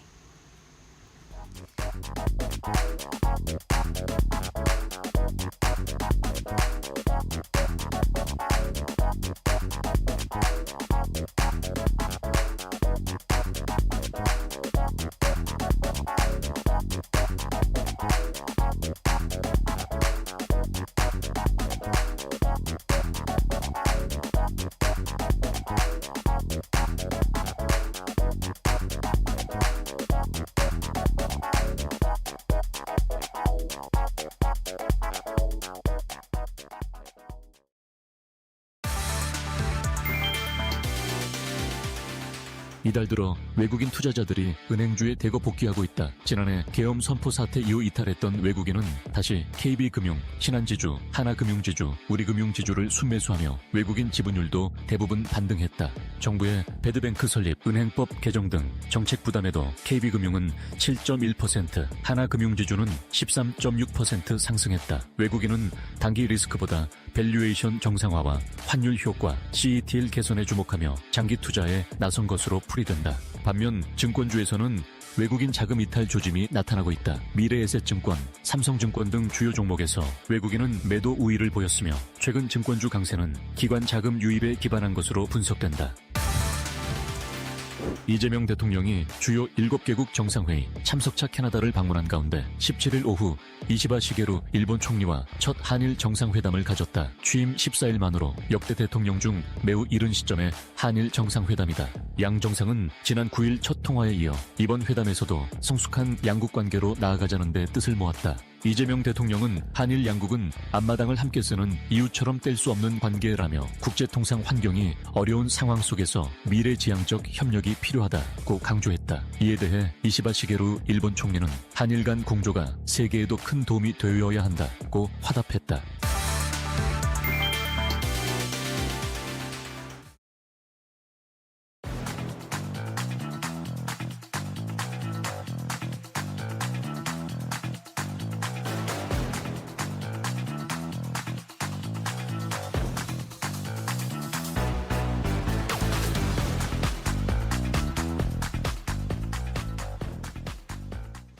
자, 마켓나우 2부와 함께하고 계십니다. 우리 시장은 오늘 코스피가 그래도 선방을 하고 있어요. 코스피에서 여전히 오늘 기관 매수가 좀 많이 들어오면서 일단은 2,972포인트 선까지 다시 올라왔습니다. 코스닥도 780선 회복하는 모습을 보여주고 있고요. 자, 중국 쪽의 출발 상황 간단하게 보겠습니다. 어제 중국 상해 종합 증시나 홍콩 항생 지수 전부 다 약보합권 수준에서 마감을 했는데 오늘도 역시 중국 상해 종합 지수 약보합권 수준에서 출발했고 홍콩 항생 지수는 한 0.5% 조정을 받고 있는 상황인데 뭐 큰 폭의 하락은 아니고요. 어제에 이어서 오늘도 좀 홍콩 항생 지수도 하락을 하고 있는 상황입니다. 자, 일본 니케이 지수도 0.37%, 뭐 우리와 같이 비슷한 패턴으로 움직이고 있고 원달러 환율이 조금 움직이는데 1,374원대까지 원달러 환율이 또 급격하게 올라오고 있는 상황, 아무래도 지정학적 리스크에 영향을 받고 있는 시장의 상황입니다. 자, 그럼 이제 한 걸음 더 깊이 들어가 보겠습니다. 지금 뭐 우리 시장에서는 정부 정책 관련해서 관련된 종목들이 힘을 받고 탄력을 많이 받고 있습니다. 새 정부의 또 큰 정책 중에 하나가 AI 관련된 정책인데 자, 그렇다면 과연 AI 정책 관련해서 어떤 투자 포인트 얻어야 할지 조금 더 자세하게 오늘은 블루닷 AI 강정수 박사와 이야기 나눠보겠습니다. 안녕하세요, 박사님. 안녕하세요. 네, 반갑습니다, 박사님. 자, 요즘 뭐 AI에 대한 말이 많습니다. 그리고 새 정부가 들어서니까 뭐 주식도 잘 가고 있지만 새로운 정부의 정책 관련해서 지금 많은 집중을 하고 있어요. 그런 사이에 새로운 인물이 또 등장을 했습니다. 네. 뉴스 보셨죠? 네. 새로운 AI 미래 기획 수석으로 하정우 미래수석이 이제 서로 선임이 됐는데 일단은 박사님도 이분을 좀 아시는지 모르겠는데 이분이 어떤 사람입니까? 우선 여러분 아시는 것처럼 네이버에서 AI 연구 개발에 참여를 하셨던 분이죠. 네네. 네이버 이제 클로바엑스죠. 그리고 네이버에서도 계속해서 AI와 관련된 일들을 하셨고 네. 또 외부 활동도 많이 하셨던 분이기 때문에 우선은 현장 경험이 대단히 많은 분이라고 볼 수 있고 가장 중요한 것은 무엇이냐면 AI 모델을 개발하고 AI를 발전시킴에 있어서 한국 경제에 또는 한국 사회에 무엇이 부족한지, 무엇이 절박한지, 무엇이 갖추어져야 하는지를 누구보다도 알고 있다는 거죠. 이론적으로 알고 있다는 것이 아니라 자기가 해보면서 현장에서. 부닥쳐보면서 벽이 어디에 있는지 이걸 누구보다도 잘 알고 있기 때문에 이러한 부족한 부분을 메꿔줘야만 사실은 AI는 발전할 수가 있는 네네. 거기 때문에 어디에 어떤 속도로 어떤 부분을 메꿔야 하는지를 가장 잘 알고 있기 때문에 사실은 저는 현재 상황에서 하정우 센터장이 지금 이재명 정부의 네. AI 미래 수석에 발탁된 거는 the best choice라고 보고 있습니다. 오, 네. 베스트 초이스다. 네. 아주 좋은 선택이다. 네. 인사다라고 해주셨는데 네네. 저도 어쨌든 뭐 이 하정우 수석이 이제 임명이 되고 나서 이분이 어떤 이야기를 했는지 한번 쭉 찾아보고 들어봤어요. 근데 네. 어쨌든 뭐 이재명 정부, 이재명 대통령이 그 전에 후보 시절에서도 얘기했었던 뭐 소버린 AI라든지 AI의 주권을 지켜야 된다. 뭐 그런 얘기도 하더라고요. 하정우 수석은 이게 AI는 이제 뭐 기업과 기업의 그런 싸움이 아니라 국가 대 국가의 싸움이 됐다. 뭐 이런 식으로 좀 해석을 하고 뭐 100조 원 투자도 모자르다. 뭐 그런 이야기도 하던데요. 우선은 이제 100조 원 투자도 못하다는 부분은 동의를 합니다. 아, 그래요? 그러니까 예를 들면은 사실은 이 100조 원이라는 것은 정부가 마중물로서 부어야 될 투자금인 거고 네. 결국에 절대 다수의 투자금은 민간에서부터 들어와야 됩니다. 그렇죠. 민간에서 돈이 들어오기 위해서는 우리 민간이 언제 투자를 합니까, 여러분? 이걸로 돈을 투자하면은 돈이 당장 된다. 올해 안에 내더라도 내년, 내후년에는 돈을 더 많이 벌겠구나. 네네. 그러면 거기에 대한 유인책, 즉 AI 매출은 어디서 나올 것인가? AI 수익은 어디서 발생할 것인가? 그쵸. 여기에 대한 확신이 서지 않으면 민간 기업은 들어오지 않죠. 그렇기 때문에 이 100조로서 만들어야 될 마중물이라는 건 뭐냐면 정부가 먼저 기초적인 투자에 대한 리스크를 어느 정도 부담을 해결해 줄 테니 좀 더 리스크 없이 여기 와서 AI 관련된 비즈니스와 AI 관련된 수익 사업에 대한 꽃을 피워라. 이런 부분들에 대해서 방향 지시를 해주는 역할을 할 수밖에 없기 때문에 100조가 모자랄 수 있다. 그리고 이것이 100조가 모자란다는 것이 전체 투자 금액을 저는 얘기한다고 보고 있기 때문에 네. 당연하게 민간 투자까지를 전체를 한다면 100조는 턱없이 모자랍니다. 여러분 미국 같은 경우에는 지금 미국의 4대 기업이라고 할 수 있는 마이크로소프트하고 AI 관련된 4대 기업이 마이크로소프트하고 그다음에 구글 가지고 있는 알파벳, 그다음에 메타, 아마존. 네. 2024년에 2천억 달러를 넘게 투자를 했고요. 2025년에 올해에는 3천억 달러를 넘게 투자하고 있어서 이 4개 기업이 2024년과 2025년에 투자하고 있는 돈이 5천억 달러가 넘습니다. 우리나라로 네. 700조가 넘는 돈이잖아요. 그러니까 그거를 단 2년 만에 그러니까 이 정도로 거대한 돈이 들어가고 있는 거고 지금 중국도 알리바바라든지 바이두라든지 바이트댄스라든지 텐센트라든지 여기에 딥시크까지 포괄하면서 어마어마한 자금들이 들어가고 있기 때문에 한국에서의 100조라는 것은 정말 시작점에 불과할 수밖에 없고 그것도 할 1년에 100조가 아니라 5년 내에 100조이기 때문에 초반에 80조가 그쵸, 들어갈지 초반에는 20조만 들어가고 막판에 80조가 들어갈지 이건 그러게요. 누구도 예측할 수 없는 거기 때문에 이제 만들어 나갈 수가 있는데요. 그럼에도 불구하고 이것을 현장에서 경험했던 하정우 센터장이 AI 수석으로 들어가는 것은 매우 의미 있다고 볼 수가 있습니다. 네. 자, 그러면은 뭐 어쨌든 투자는 뭐 이런 새로운 인사나 정부에서 마중물을 부어주면서 네. 민간에서도 투자가 많이 들어올 수 있게 유도를 해줘야 되는 것이고 뭐 이런 상황에서 그러면은 결국에는 아까 제가 말씀드린 거 하정우 수석이 소버린 AI를 계속 주장을 한단 말입니다. 저도 얘기를 들어보니까 생각보다 굉장히 강력하게 주장을 하시더라고요. 네. 자체적인 우리 문화, 우리 주권을 지킬 수 있는 글로벌 AI에 잠식되지 않고 그 사이에서도 우리가 살아남을 수 있는 소버린 AI를 강력하게 만들어야 된다. 여기에 투자를 많이 해야 된다라고 이야기를 하고 있는데 이건 가능하다고 보세요? 아니 가능하게 만들어야죠. 저는 개인적으로는 소버린 AI 뭐 이런 단어는 중요하게 보지 않습니다. 네네. 중요하게 보지 않고요. 서버린 AI를 추구하는 것 자체도 하나의 마케팅 용어라고 생각이 들어요. 어느 정도 해야 그렇게 되면 이제 한국 정부에서 네이버라든지 뭐 LG라든지 지금 AI를 연구하고 있는 다양한 기업들의 지원이 필요하니까 서버린 AI를 얘기를 하고 있는 건데요. 근데 가장 중요한 것은 기술 독립성을 구축할 필요가 있습니다. 근데 기술 독립성을 예를 들면 우리가 인터넷을 우리가 만들지 않았지만 인터넷을 많이 활용해서 인터넷 경제를 발전시켰고 네. 스마트폰을 한국이 먼저 만들지는 않았잖아요. 애플이 먼저 만들었지만 한국의 통신 부분에 있어서나 또는 삼성의 갤럭시라든지 이렇게 하면서 그리고 또 따라잡았고 또 가장 중요한 것은 그 위에 카카오톡이라든지 네이버라든지 쿠팡이라든지 토스라든지 다양한 앱들이 나오면서 스마트폰 경제, 디지털 경제, 모바일 경제를 꽃을 피우고 있는 거잖아요. 그렇기 때문에 기술이 이것이 뭐 미국에서 나왔고 발전을 중심으로 하고 중국이 쫓아가고 있다고 해서 이 기술을 우리가 활용할 수 있다라면 우리가 여기에서 새로운 경제, AI 경제를 만들어낼 수 있다라면 저는 문제는 없다고 봐요. 왜냐하면 지금 오픈 AI도 한국의 지사를 만드는 이유가 전 세계에서 유료 이용자가 미국 다음으로 많다라는 거잖아요. 네네, 그렇죠. 그럼 오픈 AI를 이용해서 우리가 AI 경제를 꼽힐 수가 있다라면 뭐가 문제겠어요? 팔란티어를 쓰면은 매국인가요? 그러니까 그렇게 얘기할 수는 없는 거죠. 네. 그러니까 그렇게 할 수는 없기 때문에 어떠한 뭐 주권 AI 이런 식의 어떤 강조보다는 그러나 이것이 워낙 중요한 기술이다 보니 기술의 독립성을 유지하는 것은 대단히 중요하다. 근데 기술의 독립성을 유지하는 것은 2025년에 이룰 수 있는 것도 아니고 2026년에 이룰 수도 있는 것도 그렇죠. 아니고 네. 27년에 이룰 수도 있는 것이 아니기 때문에 중장기적 전략으로 전 가야 된다고 봐요. 반드시 이건 추구해야 될 한 축이지만 당장 올해의 문제가 아니고 내년의 문제가 아니라는 거죠. 그렇기 때문에 이와 관련된 기초를 아정호 AI 수석이 잘 만들어 놓을 거라고 저는 보고 있고 이재명 정부가 가지고 있는 대단히 중요한 국가적 임무라고 저는 생각은 합니다. 네. 하지만 이것에 의해서 모든 것이 좌우되는 그런 문제, 즉 국산을 써야만 AI가 잘 될 거다. 이러는 것은 잘못된 생각인 거고요. 그렇기 때문에 이것은 하지만 기술 독립이 워낙 중요한 기술이기 때문에 특히 이것이 국방 분야에도 쓰일 수가 있는 그쵸. 것이기 때문에 네, 안보. 여기에 관련된 안보 문제도 존재하는 거기 때문에 여기에 대한 중장기적 전략으로 한국의 어떤 내재적인 능력들을 키우는 것은 중요하다 보고 있습니다.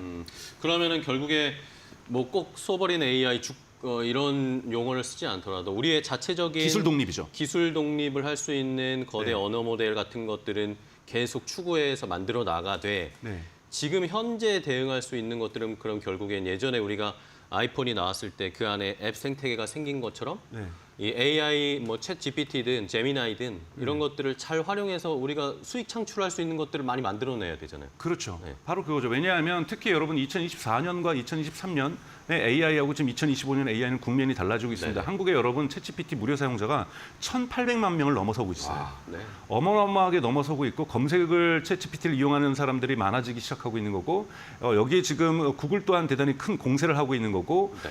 지금 구글 같은 경우에는 아예 이제 여러분 링크 중심의 검색이 아니라 AI가 모든 걸 답변하는 그렇죠. 검색으로 네네. 지금 말씀해 미국은 주셨죠. 재편이 됐고 올해 한국도 올해 말 정도 나올 거라 보고 있고 지난주에 네이버도 AI 탭이라는 형식으로 내년에 유사한 방식으로 대응을 하겠다고 얘기를 하고 있는 거죠. 그러면 인터넷이 작동하는 인터넷 경제가 작동하는 근본적인 질서가 변하는 거고요. 그리고 이와 관련해서 쇼핑 사업도 지금 구글도 진출했고 오픈 AI도 쇼핑 사업에 진출을 했고요. 그리고 아마존도 아마존닷컴에서 쇼핑 에이전트라는 것을 시작을 했고 그래서 쇼핑 산업을 지금 질서 재편을 하려고 하고 있고요. 그리고 지금 오픈 AI는 지금 빠르면 올해 늦어도 내년에는 SNS 서비스도 지금 독자적으로 진행을 하겠다라는 거예요. 그럼 SNS 서비스가 나온다는 그 안에 여러분 DM이 있다라는 거죠. 그쵸. 그러면 카카오를 공격할 겁니다. 그러니까 모바일 서비스 시장에서의 메시지 서비스도 공격을 할 거고요. 이런 것을 요즘 컨슈머 소비자, 컨슈머 AI 마켓 시장이라고 얘기를 합니다. 이러한 부분에 대해서 공세적으로 그들이 나오고 있는 것은 여러분 오픈 AI의 지금 기업 밸류에이션이 올해 4월 달에 400억 달러를 투자받으면서 무려 3천억 달러로 증가를 했어요. 3천억 달러면은 여러분 스페이스X가 3,800억 달러니까 엄청난 가격이죠. 그러면 이것을 기업 가치를 방어하기 위해서는 그냥 유료 시장만 키워서는 안 되는 거죠. 20달러 받는 사람들 2천만 명 되고 3천만 명 된다고 해서 될 일이 아니라 지금 벌써 전 세계에 오픈 AI 챗GPT를 쓰고 있는 사람이 8억 명입니다. 네네. 그래서 이 8억 명을 10억 명을 만들고 20억 명을 만들고 기존에 있는 검색 시장을 와해시키고 기존에 있었던 쇼핑 시장에 의미 있는 진출을 하고 기존에 있는 모바일 메시징 서비스에 진출을 하면서 시장을 질서 재편하려고 하고 있는 엄청난 속도전을 벌이고 있다는 거예요. 여기에 그렇다면 우리 또한 한국에 있어서 카카오톡을 어떻게 방어할 것인가, 네이버를 어떻게 방어할 것인가, 그리고 여기에서 쇼핑인 쿠팡이라든지 각종의 쇼핑 서비스 한국 경제들이 AI의 이러한 거대한 미국 기업들의 침공에 맞서서 한국의 서비스 시장을 어떻게 보호할 것인가, 이 부분이 더 중요하다는 거예요. 그런 가운데에서 투트랙으로 장기적인 체력을 길러내기 위해서 기술 독립을 하기 위한 역량을 강화하는 것도 중요하고요. 이 부분도 한 축으로 이건 국가가 많은 신경을 써야 될 거라고 보고요. 네네네. 민간 영역에서는 지금 거의 전쟁이 일어날 가능성이 많다는 거죠. 이런 경제 전쟁에 맞는 우리가 준비가 되어 있느냐, 별로 준비가 되어 있지 않다라는 거죠. 이 부분들에 대한 좀 세팅과 조정과 각성을 하는 것들이 지금 현재에서는 가장 중요하다고 저는 보고 있습니다. 네. 자, 그러면은 말씀해 주신 것처럼 기술 독립, 기술 주권을 지킬 수 있는 쪽의 연구와 지금 현실에서 바로바로 적용할 수 있는 것들을 두 측면을 같이 준비를 해야 되는데, 그러면 이런 상황에서 어쨌든 지금의 정부의 역할이 중요할 수밖에 없잖아요. 예. 그렇죠. 엄청 중요한 상황인데 인프라를 갖춰준다거나 네. AI 어쨌든 뭐 GPU 지금 뭐 GPU도 없고 데이터 센터도 없고 이 전력망도 깔아줘야 되고, 그럼 이런 것부터 지금 차근차근 해나가야 된다고 보세요? 그럼요. 우선은 국가가 지금 시급하게 해야 될 것은 AI 인프라스트럭처의 구축입니다. 네네. 지금 너무 반도체에 집중하고 있어요. 반도체는 민간이 알아서 할 문제라고 저는 생각이 들어요. 그래요? 워낙 이 시장이 워낙 크기 때문에 워낙 전 세계적으로 커지고 있기 때문에, 아니 SK 하이닉스가 국가가 안 도와줘서 지금 성장을 못했나요? 그렇죠. SK 하이닉스는 국가가 도와주지 않아도 엄청나게 빠른 속도로 성장하고 있고, 지금 오히려 SK 하이닉스에게는 마이크론이 성장하고 있는 게 걱정인 거죠. 그렇죠. 마이크론하고의 격차를 어떻게 벌려낼 것인가, 어떻게 HBM에서 선두 자리를 계속해서 유지해 나가면서 매출을 극대화시킬 것인가, 이거는 SK가 하이닉스가 근본적으로 스스로 고민하고 있고 투자를 이끌어나가고, 여기서 정부가 어떤 마중물을 부어줄 역할도 저는 별로 없다라고 저는 생각이 들어요.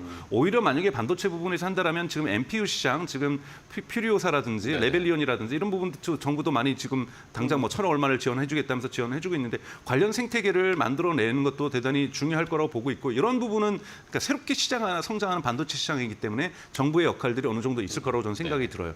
그러나 지금 당장에 지금 여러분들 뭐 뉴스에서 보시겠지만 서울대학교를 비롯해서 많은 대학교에서 어렵게 NVIDIA GPU를 구성해서 돌리려고 했더니 전력이 없어서 못 돌렸다. 네. 이건 말도 안 되는 일들이 그쵸. 지금 벌어지고 네. 있는 거죠. 지금 그래서 AI 전력부터 구축하는 것.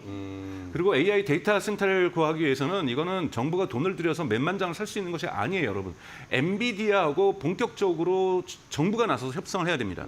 일본 같은 경우에는 젠슨왕을 만나기 위해서 일본의 어떤 장관이 그냥 예고도 없이 찾아가서 미국을 2번 방문을 했어요. 그래서 젠슨왕이 만나줍니다. 2번에는 정성에 감동하여. 그러면서 일본 정부에 대한 판매 우선권을 부여를 해주거든요. 이런 식으로 정부가 직접적으로 나서서 엔비디아의 칩은 요즘은 돈이 있어도 못 살고 있어요. 그러면 SK 하이닉스에게 부탁을 할 수도 있죠. SK 하이닉스가 HBM을 엔비디아에 열심히 납품해주고 있으니까 목소리가 지금 어느 정도 낼 수가 있다면 SK 하이닉스의 목소리를 레버리지해서 우리가 GPU를 빠른 속도로 확보한다든지 이런 일들 정부가 중간에서 해줄 수가 있죠. 근데 결국은 민간에서 그 GPU가 필요로 해야 돼요. 그렇죠. 민간에서 저것이 있어서 돈을 더 벌 수 있다라는 확신이 있어야 민간 투자가 활성화될 수 있다는 거죠. 이러한 부분에서 한국의 서비스 시장들을 어떻게 만들어줄 것인가, 돈 벌 수 있는 시장들을 어떻게 만들어줄 것이고 어떤 환경을 만들어줄 것인가, 이런 부분들을 이런 환경을 만들어준 것에 정부가 많이 신경을 써야 되고, 그리고 당장 서비스를 시작하는데 전력이 없어서 못 썼다, 데이터 센터가 없어서 못한다, 이런 말은 안 나올 수 있도록 그렇죠. 환경 조성을 하고 인프라스트럭처 구성하는 데 정부의 역할이 대단히 크다고 볼 수 있습니다. 네. 자, 그런 의미에서 뭐 어쨌든 이재명 대통령이 공약으로 걸었던 것들도 뭐 에너지 고속도로 아니면 뭐 친환경 쪽으로 해서 에너지를 많이 좀 공급할 수 있게 뭐 사업을 펼치겠다라고 이야기를 하고 있고, 뭐 하정우 수석도 어쨌든 그 부서의 에너지도 있습니다. 그렇죠. 처음에 초반에는 인프라를 갖추는 게 중요하다라고 계속 강조를 했고, 네. 그 다음 단계는 이제 민간에서 자체적으로 네. 연구하고 사업하고 서로 협력하고 그런 생태계를 만들겠다라고 이야기를 하더라고요. 네네. 그래서 전기 공급이 여러분 대단히 중요한데요. 그건 여러분 많은 방송이나 많은 내용을 통해서 들으셨을 겁니다. 그런데 이제 전기 공급이 되게 시급합니다. 근데 원자력 발전소 얘기를 많이 하시는데 저는 원자력 발전소에 동의해요.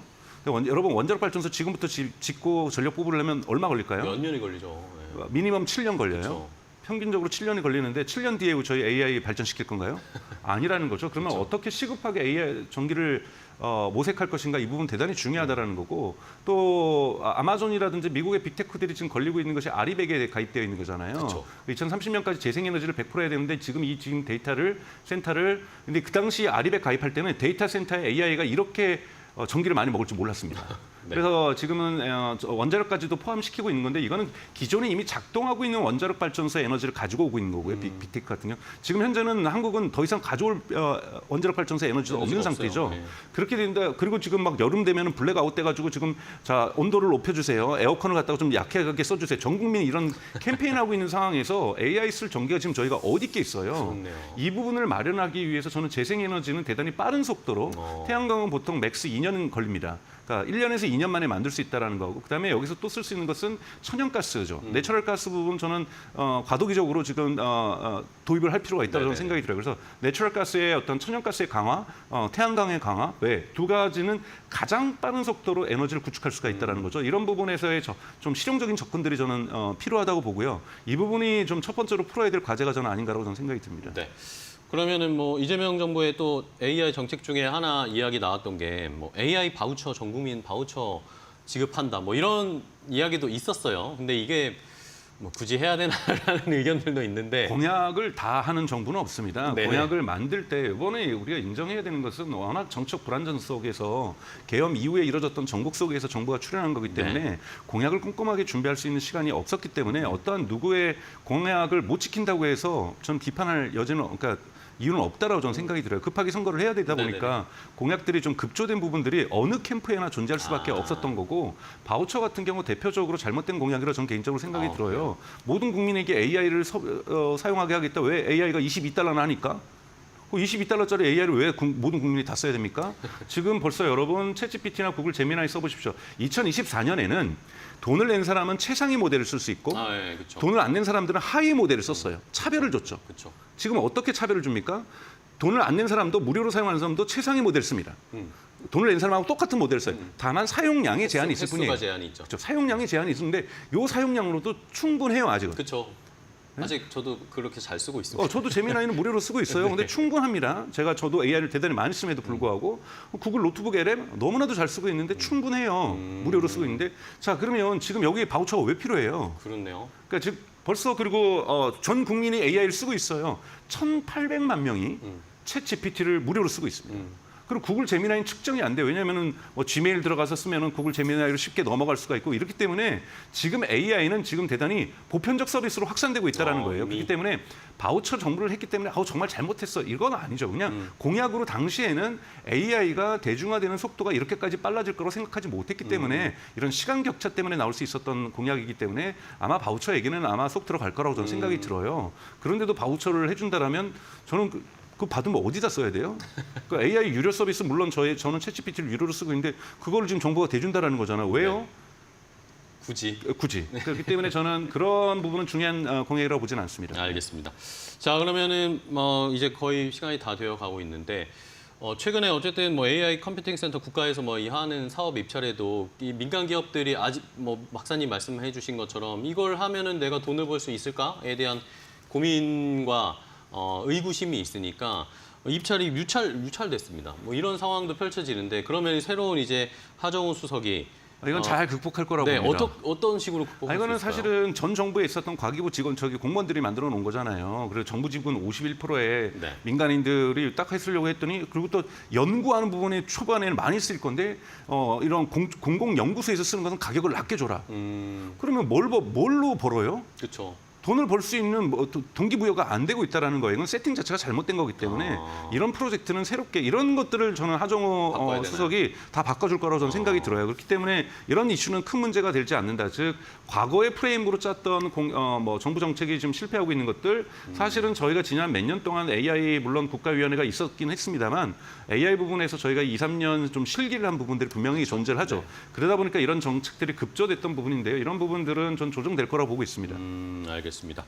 자 그러면은 뭐 어쨌든 새로운 인사가 AI 미래기획수석으로 자리를 했고 박사님께서는 굉장히 좋은 인사고 뭔가 앞으로 기대가 된다라고 네네. 말씀해 주셨는데 그럼 마지막으로 이재명 정부의 AI 정책 앞으로 이런 것들이 좀 더 필요하다라고 좋은 제언을 주신다면 우선 인재 양성이 중요하다는 것은 이재명 정부에서도 이야기를 하고 있습니다. AI 인재 양성, 특히 해외에 있는 한국 출신의 AI 인재들이 국내로 들어올 필요가 있다. 저도 동의를 해요. 그렇죠.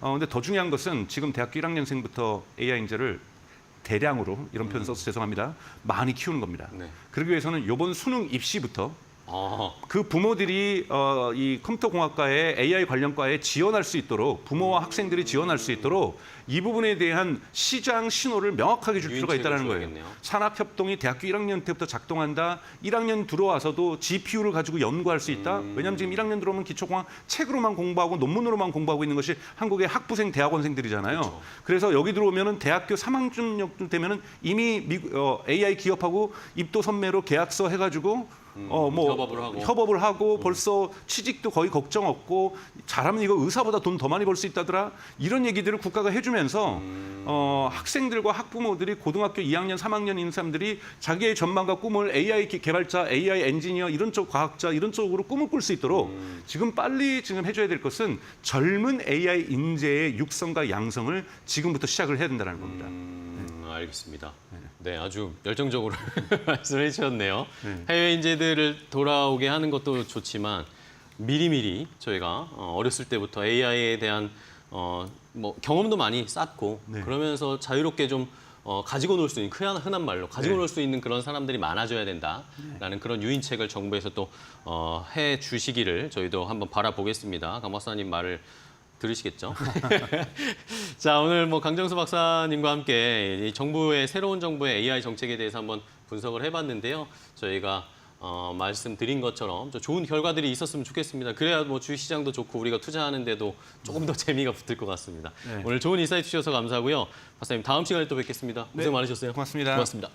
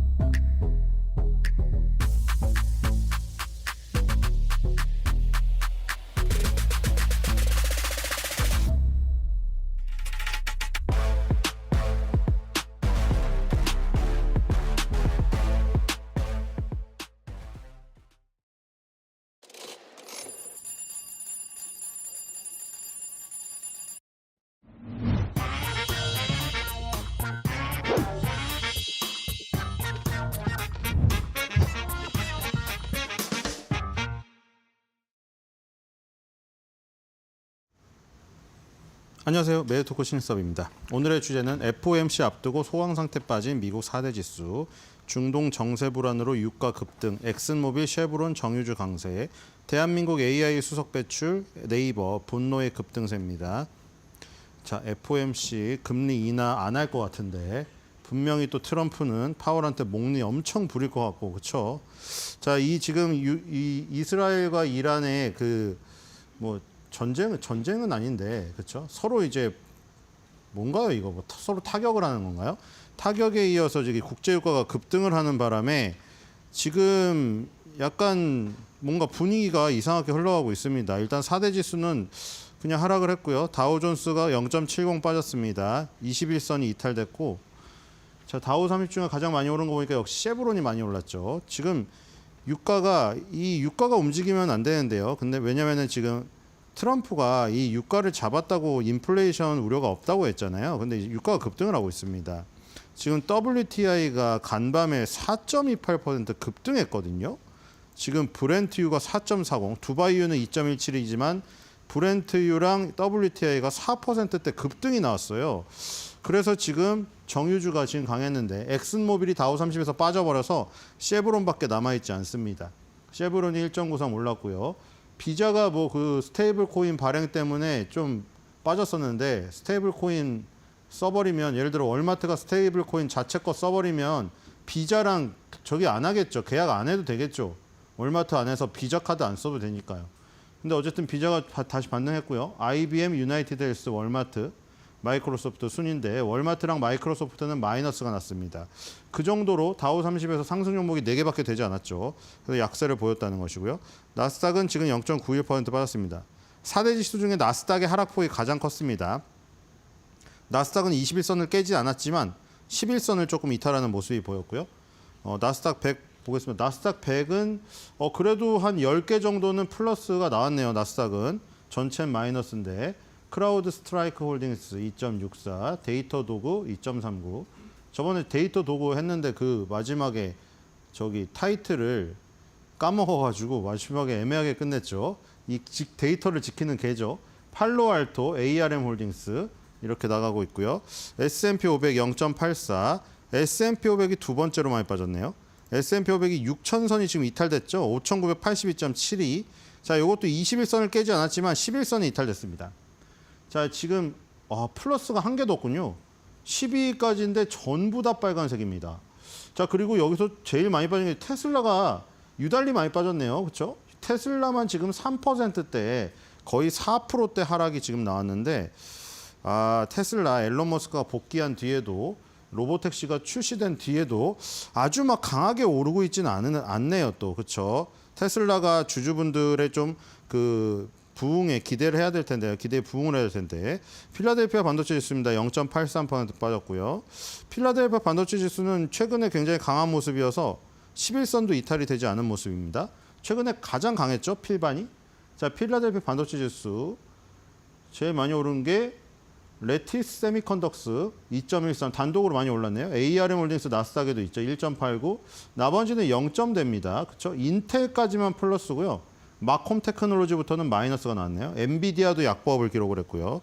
자, 필라델피아 반도체 지수도 별로 강하지 않았고, 자, 4대 지수가 이제 다 약세를 보였다. FOMC도 앞두고 있고, 그리고 국제 정세도 그렇죠? 별로 안 좋게 드러나고, 우크라이나 러시아도 진전이 없죠. 지금 진전이 없고, 미국과 영국과의 그 관세 협상 이후에 뭐 다음 타자도 나오지 않고 있고요. 그 G7에서는 그냥 트럼프가 와버렸고, 굉장히 어수선한 상황이기 때문에. 뭐 모멘텀이 없다고 보시면 되겠습니다. 그중에 이제 정유주가 유가가 급등해서 오르니까 쉐브론을 보겠습니다. 쉐브론이 이 박스권이 정말 길군요. 어떻게 이렇게 길기도 힘든데요. 그렇죠? 제자리에서 이게 일봉이 아니거든요. 지금 월봉상에서 이렇게 길다니 이게 2022년부터 어떻게 이렇게 껌을 갖다 붙여놨는지 이게 130, 140달러가 박스권 하단이고 170달러가 박스권 상단. 이 안에 완전히 갇혀 있습니다. 지금 옴짝달싹하지 못하고 있는데요. 지금 박스권 하단부에 위치하니까 반등을 해서 지금 중단부 정도까지 올라왔죠. 그게 150달러 정도거든요. 지금 딱 중단부인데 여기서 이제 상단을 향해서 갈 것인지 다시 하단을 향해서 갈 것인지 어쨌든 만약에 이 상승 이세가 지속돼서 상단 170달러 뚫으면 이게 또 시세가 길게 나올 수 있거든요. 지금 이게 만 4년짜리 박스권이어서. 자, 쉐브론이 과연 박스권 상단을 돌파할 수 있을지. 이 정유주가 관심사에서 많이 사라져가지고 뉴스도 별로 없긴 하거든요. 근데 이제 에너지주 중에 엑슨모빌이나 다이아몬드백 에너지, 그 다음에 쉐브론까지 이런 것에 대해 관심을 가져야 된다. 왜냐하면 지금 굉장히 역사적으로 낮은 수준에 있다. 왜냐하면 지금 관심에서 사라져 있잖아요. 그래서 이런 것들을 오히려 노려보는 게 낫다. 엔비디아처럼 성장률이 뜨겁고 이러진 않아요. 이 내용이 이제 바론스에서 성장률도 괜찮고 배당도 지급하고 자사주도 매입하고 이게 사실은 좋게 말을 했는데 이걸 나쁘게 말하면 엔비디아나 팔란티어처럼 뜨겁고 섹시하지가 않고 그냥 그저 그런 약간 그쵸? 밍밍한 그 상태죠. 근데 밍밍한데 이제 너무 소외를 받다 보니까 저걸 해도 괜찮지 않겠느냐 하는 그 정도 뷰 같은데요. 그렇죠? 저 얘기를 듣고 쉐브론을 사고 싶고 이러진 않죠. 어떤 보고서 보면 그러니까 그 보고서에 속으면 안 되겠지만 사고 싶은 보고서 있잖아요. 미친 듯이 찬양을 해가지고 그냥 저건 미친 듯이 찬양하는 얘기도 아닌데, 그렇죠? 그래서 쉐브론이 일단 약간 소외된 가운데 오히려 뭐 소외된 약간 빈집털이식으로 접근해보자 뭐 이런 개념 같아요. 그렇죠? 그렇다고 해서 엔비디아 팔란티 하는 사람이 쉐브론을 덥석 사진 또 않죠. 그거를 성향 자체가 틀리잖아요. 테슬라 좋아하는 사람이 테슬라 급락한다고 쉐브론 엑스모빌 줍진 않거든요. 이게 성향이 처음부터 그러면 저게 손이 안 가요. 원래 그 자기의 투자 성향이 그런 거를 뭐 바꿀 수는 없습니다. 마음을. 자, 우리나라 그리고 지금 일본, 대만, 아시아 쪽으로 가보겠습니다. 아시아, 니케이, 그다음에 대만, 우리나라 오 다 플러스군요. 아시아는 아주 좋아요. 지금 니케이가 0.41% 지금 오르는데요. 니케이가 지금 박스권 상단을 돌파해서 38,000에서 39,000을 향해서 가고 있네요. 지금 좋은 모습인데요. 도요타 자동차가 0.57 플러스인데 지금 눈에 띄는 거는 와, 닌텐도 보세요. 닌텐도 지금 6.35 급등하고 있거든요. 역시 닌텐도 스위치2가 지금 미친 듯이 팔리고 있다고 하는 소식이 계속 들어오는데 무섭습니다, 지금. 이 지금 콘솔 기기가 차세대 콘솔 기기가 나왔는데 반응이 이렇게 좋다는 것은 결국 저게 소프트웨어 판매로 또 이어지겠죠. 이 닌텐도 저기 뭐 스위치2 사가지고 그럼 거기 할 게임 팩을 사야 될 거 아닙니까? 그렇기 때문에 이제 이 닌텐도의 지금 요 새로운 어떤 이 저기는 시작됐다. 상승세가 시작되었다. 보시면 될 것 같고요. 올 여름에 또 닌텐도 들고 일본 많이 놀러 가겠습니다. 자, 대만 보겠습니다. 대만도 0.12 오르고 있는데 많이 강하진 않아요. 지금 보면 이제 왜 강하지 않은지 알 수가 있겠죠. 아까 일본은 닌텐도가 7% 가까이 급등하고 있고 이 도요타 자동차도 그 플러스를 기록하고 있는데 지금 대만은 TSMC, 홍하이 프리시전 1, 2위가 마이너스입니다. 3위 미디어텍도 0%고요. 금융주들만 오르고 있습니다. 자, 우리나라 보겠습니다. 우리나라 아주 상당히 좋죠. 오늘도 일본, 대만보다 더 강하면서 1등 차지하고 있어요. 3대 증시 중에 전혀 꺾이지 않고 있습니다. 지금 미국 4대 지수가 브레이크가 걸리던 말던 우리는 지금 폭주 기관차거든요. 자, 이렇게 되면 눌림목을 거쳐가지고 다시 한번 또 3,000을 도전해 볼 수 있는 그렇죠. 이번 주 안에도 또 3,000을 도전해 볼 수가 있겠어요. 와, 이번 달에만 지수상으로 고가상으로 11.16이 올랐습니다. 지수가요. 대단하죠. 이렇게 지수가 한 달에 10% 오른 게 지금 이렇게 나온 적이 언제 있나요? 지금 기억이 없거든요. 지금 이 정도로 나온 거는 2023년도 11월로 가야 돼요. 엄청난 지금 시세라는 거. 거의 2024년에는 이런 시세 자체가 없었고요. 1년을 건너뛰어서 2025년에 2023년에 이어서 드디어 한 달에 10% 오르는 이 기염을 토하고 있습니다. 자, 수급을 보겠습니다. 오늘 다시 490억 들어오는데요. 이틀 동안 3천억, 2,280억, 5천억가량 조금 외국인이 차익 실현을 했는데 브레이크가 걸리기에는 모자란 양이었죠. 그전에 압도적인 수량을 샀기 때문에 그래서 오늘 다시 매수로 전환되고 있고요. 물론 1,000억 원에 못 미치는 약간 적은 금액이긴 합니다. 자, 오늘 눈에 띄는 건 역시 12위의 네이버. 와, 이 네이버 주주분들도 정말 너무 그 가슴이 끌었었죠. 다른 거 다 날아가고 한화에어로스페이스는 100만 원을 가고 있는데 네이버는 정말 20만 원이라면은 그 고점에 물리신 분은 정말 미칠 노릇이었는데 오늘 드디어 시작된 건지 15% 급등하고 있습니다. 자, 그리고 현대모비스도 힘내고 있죠. 17위 현대모비스가 4%가량 오르면서 5% 가까이죠. 29만 9천 원. 30만 원에 다시 도전하고 있습니다. 현대차, 기아, 현대모비스. 이 오비 멤버들이 힘을 내야죠. 오비 멤버들이 힘을 내야 되는 것뿐만 아니라 네이버, 카카오도 뒤쳐져 있거든요. 그러니까 지금 그 당시에 현대차, 기아 자리를 뭐 네이버, 카카오가 뺏었다가 네이버, 카카오 자리를 자지 현대차, 기아가 뺏었다가 이게 오비, YB끼리 어떻게 보면 사이좋게 자리를 나눠 갖고 있다가 그 자리를 누가 치고 들어왔습니까? 조선, 방산, 원전, 조방원이 치고 들어와 버렸잖아요. 그러니까 지금은 동병상련이 됐어요. 그때 지금 상황은 서로 그때 싸우고 있었는데 이제는 완전 신진 세력에게 자리를 뺏겨버린 거예요. 그럼 또 이제 뭉치죠. 이 시대상에 따라서 그렇게 되잖아요. 옛날에 싸우던 YBOB가 지금 다시 뭉쳐서 신진 세력에 대응해야 되는 이런 어떤 구도가 형성되고 있고요. 자, 오늘 코스닥은 파마리서치랑 휴젤, 의료기기 업체들이 지금 강한 모습입니다. 휴젤이 다시 40만 원에 다가서고 있는 모습이고요. 자, 파마리서치가 다시 43만 원. 뭐 지금 뭐 분할에 대한 안 좋은 얘기가 있지만 예, 주가는 계속해서 다시 오르고 있네요. 자, 오늘 시가총액 상위를 받고 그다음에 상승률 상위 섹터 보겠습니다. 인터넷 대표주가 압도적으로 1위네요. 8.42%. 물론 네이버, 카카오 딱 두 종목 있습니다. 자, 카카오 그룹주가 상당히 초반에 좋았죠. 이번 정권에서 카카오페이를 비롯하여 간편결제, 지역화폐, 스테이블 코인 관련하여 그때도 네이버는 움직이지 않고 있다가 드디어 네이버마저 움직이고 있습니다. 네이버, 카카오도 마찬가지죠. 이 씬 안에서는 서로 다투더라도 요거를 뭉뚱그려서 인터넷 대표주로 하면 아까 말했듯이 네이버, 카카오, 네카오죠. 네카오가 득세를 했던 시절이 있었는데 지금은 또 동병상련이 됐죠. 득세를 하던 시절에는 서로 경쟁을 했지만 지금은 둘 다 처져 있기 때문에 둘이 다시 권토중래를 꿈꿔야 됩니다. 자, 카카오 그룹주가 미리 먼저 움직였고 이제 네이버의 차례가 온 게 아닌가 싶을 정도로 지금 강하게 움직이고 있습니다. 자, 네이버 20개월 선을 돌파하는 강력한 모습을 이번 달에 보여주고 있고요. 자, 네이버 이번에 AI 수석이란 자리가 새로 마련되지 않았습니까? 바로 여기에 최연소 수석이죠. 여기에 들어가신 분이 네이버 출신이시죠. 네이버 출신이셔가지고 뭔가 그런 기대감에 의해서 오르는 것 같습니다. 자, 지금 이분 AI 혁신센터장이 이분이 네이버 클라우드 AI 혁신센터장 출신이시죠. 그래서 이런 기대감이 있지 않나 이런 생각이 들고요. 자, 네이버 주주분들, 카카오 주주분들 그동안 너무 오랫동안 고통을 받으셨는데 카카오는 조금 꿈틀거리고 네이버 주주분들의 고통을 달래려면 아직도 멀었습니다. 21년도에 무려 50만 원 가까이 갔던 종목이에요. 지금 반토막 나 있죠. 자, 그래서 오늘 힘을 내라고 네이버도 힘내고 네이버 주주분들도 힘내라고 제가 헌정의 노래를 바치도록 하겠습니다. 그리워하면 언젠가 오르게 되는 네이버 AI딩 스토리.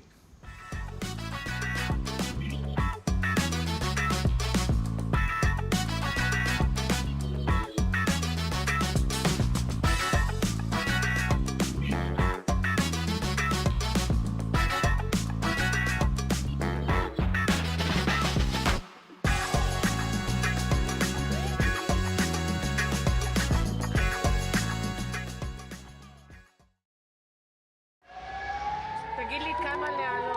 רגע, אני לא יודעת איך לעשות את זה. טוב, אני מוכרחה להיכנס, לא. אני מוכרחה להיכנס.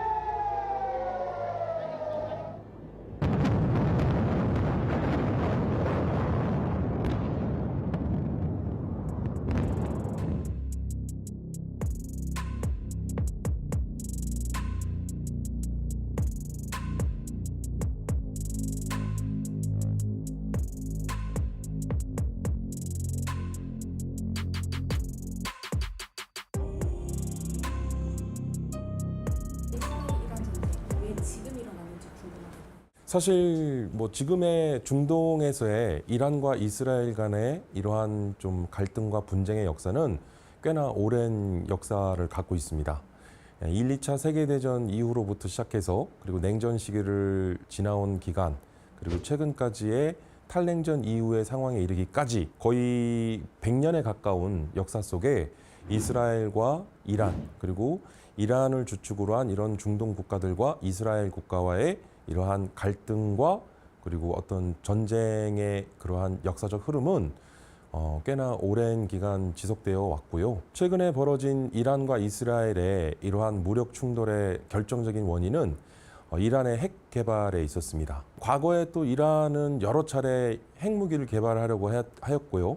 또 이러한 핵무기 개발 과정에서 미국이나 이스라엘 등 서방의 어떤 직접적인 제재나 또는 어떤 그런 방해에 의해서 이란의 핵 개발은 여러 차례 또 수포로 돌아간 적이 있는데 최근에 뭐 이스라엘이나 미국 등 여러 나라들의 정보기관에서는 이스라엘의 핵 무장, 핵 개발이 거의 이제 완료 시점에 다다랐다고 하는 일종의 레드라인에 접어들었다라고 하는 평가를 많이 받아왔고 이스라엘과 이란의 어떤 그러한 복잡 미묘한 어떤 국제 정치나 국제 관계에 있어서 갈등 그리고 더 나아가서는 뭐 이스라엘과 또 이란과의 어떤 충돌 가능성에 있어서 이란은 일종의 그러한 마지노선 결국은 그 레드라인이라고 했던 핵무기를 개발에 완료하는 그 시점 결국 그 시점이 임박했다. 그리고 그 시점이 임박한 상황 속에서 이스라엘이 필두로 이제 이란에 대한 직접적인 무력 공격이 있을 수밖에 없었다라고 하는 표면적이고도 이념적인 또는 그런 측면뿐만 아니라 다양한 전쟁 발발 원인에 대한 접근을 할 수 있겠지만 기본적인 접근은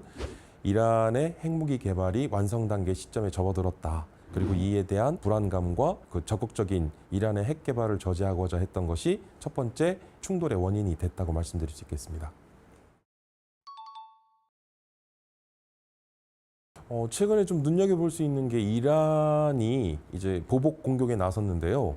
그래서 이스라엘 도심지라든가 이스라엘 시가지 일대에 무차별적인 이란제 미사일들이 발사가 되어 타격을 입혔는데 눈여겨볼 수 있는 부분이 이란이 그동안은 공개하지 않고 사용하지 않았던 미사일들이 신형 미사일들이 이번에 많이 사용이 됐다라는 점이고요. 그동안에 전 세계적으로 가장 대공 미사일 체계라고 했던 사드 체계라든가 그리고 아이언돔 그리고 이제 이스라엘은 한 단계 더 나아가서 아이언 빔 그러니까 아이언 빔이니까 이제 레이저 요격까지 시스템을 갖춘 것인데 그동안 이스라엘은 하마스라든가 중동의 여러 나라들로부터 그러한 미사일 공격들을 많이 받아왔을 때 아이언돔과 아이언 빔이라고 하는 미사일 요격 체계를 통해서 거의 90% 이상의 요격률을 달성해 왔는데 이번에 이스라엘의 대공망이 좀 허점을 보이고 뚫린 것 아니냐라고 하는 그런 이야기들을 많이 하는데 사실 두 가지가 있습니다. 첫 번째는 물량 앞에는 장사가 없다.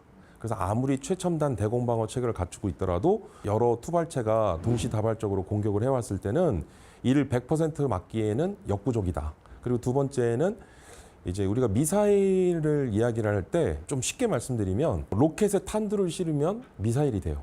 그리고 미사일에 탄두를 제거하면 로켓이 됩니다. 그리고 이 미사일은 두 가지로 나뉘어요. 하나는 이제 밸러스틱 미슬이라고 하는 탄도 미사일, 그리고 하나는 크루즈 미사일이라고 하는 순항 미사일로 나뉘는데요. 최근에 이 미사일 체계를 한 단계 더 분류를 하기 시작한 게 기존의 탄도 미사일과 순항 미사일의 특징을 동시에 갖는 하이퍼소닉 미슬이라고 하는 극초음속 미사일이 또 하나의 미사일로 대두가 된 거죠. 이 극초음속 미사일의 등장이 이제는 전쟁에서의 일종의 게임 체인저라는 또 평가를 받고 있는데요. 왜 이 말씀을 드리냐면 이란이 최근 이스라엘에 대한 보복 공격을 감행했을 때 극초음속 미사일을 사용을 했어요. 이 극초음속 미사일은 현행 이제 미사일 방어 체계에 대한 말씀 잠깐 드리면 미사일을 미사일로 요격하는 방식이다 보니까 미슬 디펜스라고 합니다. 그래서 이에 대한 약자를 그냥 우리가 MD라고 하는데 이 미사일 방어 체계는 또 다층 복합 방어 체계를 지향합니다. 그래서 고고도 체계로부터 중고도, 저고도에 이르기까지. 그래서 고고도에서 1차 요격 시도를 하고 다음 2차 시도를 중고도에서 그리고 마지막 저고도에서 다층 방어 시스템을 갖추게 되는데요. 기본적인 전 세계적인 이 미사일 요격은 기본적으로 종말 단계에서 요격을 시도합니다. 그러니까 무슨 얘기냐면 미사일을 일단 멀리 쏘아 올리기 위해서는 고각 발사를 하거든요. 그럼 수직으로 고각 발사를 해서 높은 고도로 빠른 속도로 올라가는 이 미사일을 탐지하게 되고 1단계. 그다음에 이 미사일이 다시 이제 수평 궤도로 이동하면서 이제 활공 단계에 접어들게 되는데 이때 추적하고 이제 식별을 합니다. 그리고 마지막 활공 단계를 거쳐 이제 지상으로 떨어지는 낙하 단계가 있는데 결국 이때 고고도로부터 중고도, 저고도에 이르기까지 다층 방어 체계로 미사일을 요격하는 방식인데 하이퍼소닉 미슬이라 하는 이 극초음속 미사일은 현행 미사일 방어 체계로는 막을 수가 없어요. 현행 미사일 방어 체계로는 이 하이퍼소닉 미슬이라고 하는 극초음속 미사일을 100% 막을 수 있다고 하는 것은 불가능에 가깝습니다. 왜냐하면 너무 빨라요. 그러니까 일반적으로 미사일은 미사일을 요격하거나 또는 어떤 비행기와 같은 항공기를 격추하기 위한 용도로 만들게 됐는데 이 미사일을 통해서 일반적으로 군용 항공기는 소리의 속도를 측정하는 이제 마하라는 단위를 쓰는데요. 일반적으로 초음속 전투기가 마하 1에서 1.5 정도 속도를 냅니다. 그러면 이 초음속 미사일을 이제 요격하기 위해서 발사되는 미사일은 통상 마하 1.5에서 2 정도 속도를 내거든요. 근데 극초음속 미사일은 마하 5 이상의 미사일을 극초음속 미사일로 분류하는데 최근에 극초음속 미사일을 전략화 배치해서 운영 중인 나라들, 러시아나 미국, 중국 이런 나라들 특히 이 극초음속 미사일 기술은 러시아가 좀 앞서 있는데요. 러시아의 극초음속 미사일 중에는 마하 20에서 25까지 속도를 내는 미사일이 있어요. 그러니까 기존의 마하 5 이상만 넘더라도 이 극초음속 미사일을 완벽하게 요격하기는 불가능에 가까운데 급기야는 마하 20에서 25까지 속도를 내는 미사일은 막을 수가 없는 거죠. 그래서 지금의 이스라엘의 아이언돔, 진화된 아이언 빔 체계에 있어서 지금의 이러한 극초음속 미사일을 완벽하게 요격하는 것은 사실상 불가능에 가깝다. 그래서 앞서 말씀드린 첫 번째 결국에는 동시다발적인 다량의 그러한 미사일 공격에 대한 한계점이 있다는 점과 두 번째 하이퍼소닉 미술이라고 하는 극초음속 미사일에 대한 어떤 기술적 요격책에 있어서는 분명한 어떤 한계점이 또 드러나는 부분인 것이죠.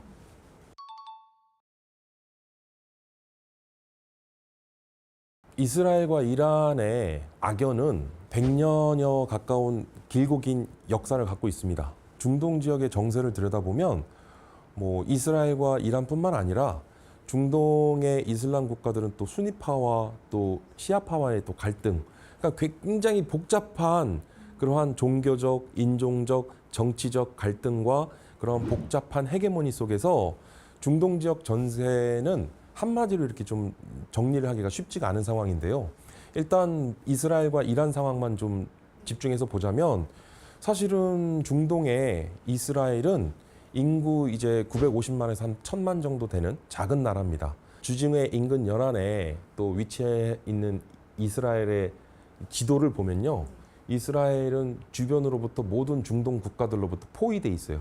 그러니까 쉽게 얘기하면 고립이 돼 있는 상황 속에서 배후에는 이제 지중해가 있는데 더 이상 도망갈 데도 없는 거죠. 사실은 피할 곳이 없는 거예요. 그러니까 이제 이스라엘은 이러한 어떤 중동 지역 내에서의 국토의 그런 지리적 한계나 어떤 제약 그리고 주변 중동 국가들로부터의 어떤 고립된 상황 속에서 연례적인 군사 훈련조차도 제대로 못해요. 왜냐하면 이스라엘의 군사 훈련이 어떤 주변 국가들에게는 뭐 마치 준 전시 상황과 같은. 그러니까 이제 결국은 이스라엘은 어떤 공격이 임박했거나 공격 징후가 있었을 때 이에 대비하겠다고 하면 너무 늦어요. 그래서 이스라엘은 국가적 전략을 이제 공격 징후나 어떤 전쟁 발발 징후가 있을 때는 선제 타격을 합니다. 그러니까 선제 공격을 하도록 돼 있어요.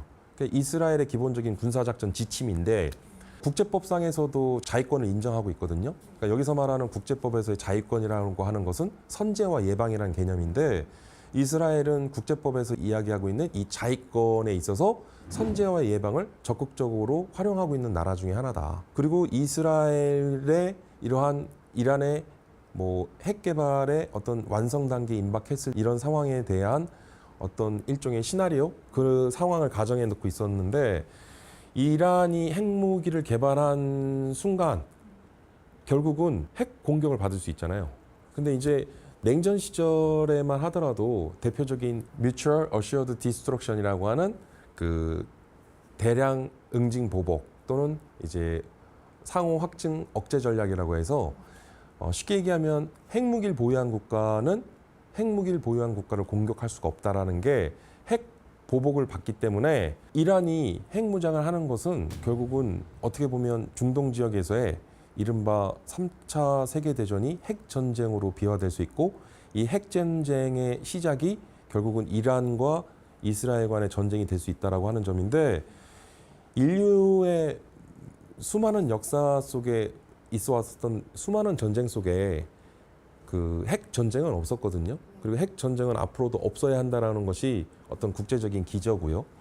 그러니까 이제 이스라엘뿐만 아니라 미국이나 서방의 국제 사회에서도 이란의 핵 무장에 대한 핵무기 개발에 대해서는 사실상 굉장히 부정적인 시각을 갖고 있고 그리고 또 이란은 이스라엘에 대한 어떤 대적을 하기 위한 시아파의 종주국이라고 하는 이란이 어떤 시아파의 중동 국가들을 대표하고 있기 때문에 결국은 이 이란은 핵무장을 통해서 결국은 이러한 중동 지역 내에서의 뭐 이슬람 그 시아파 종주국으로서의 입지와 권위를 확보해야 할 뿐만 아니라 이스라엘을 대적하기 위한 그런 그 결속과 연대 뭐 이런 것들 더 강화하기 위한 측면인데 사실 단순히 이란과 이스라엘 간의 무력 충돌이 단순히 뭐 상호 간의 보복 공습으로만 그치지 않고 지금 더 나아가서는 뭐 미국도 지금 개입을 하려고 하고요. 군사적 개입을 하고 있고 아마 미국은 보이지 않는 측면에서 이미 군사적 개입을 하고 있다고 보여지는데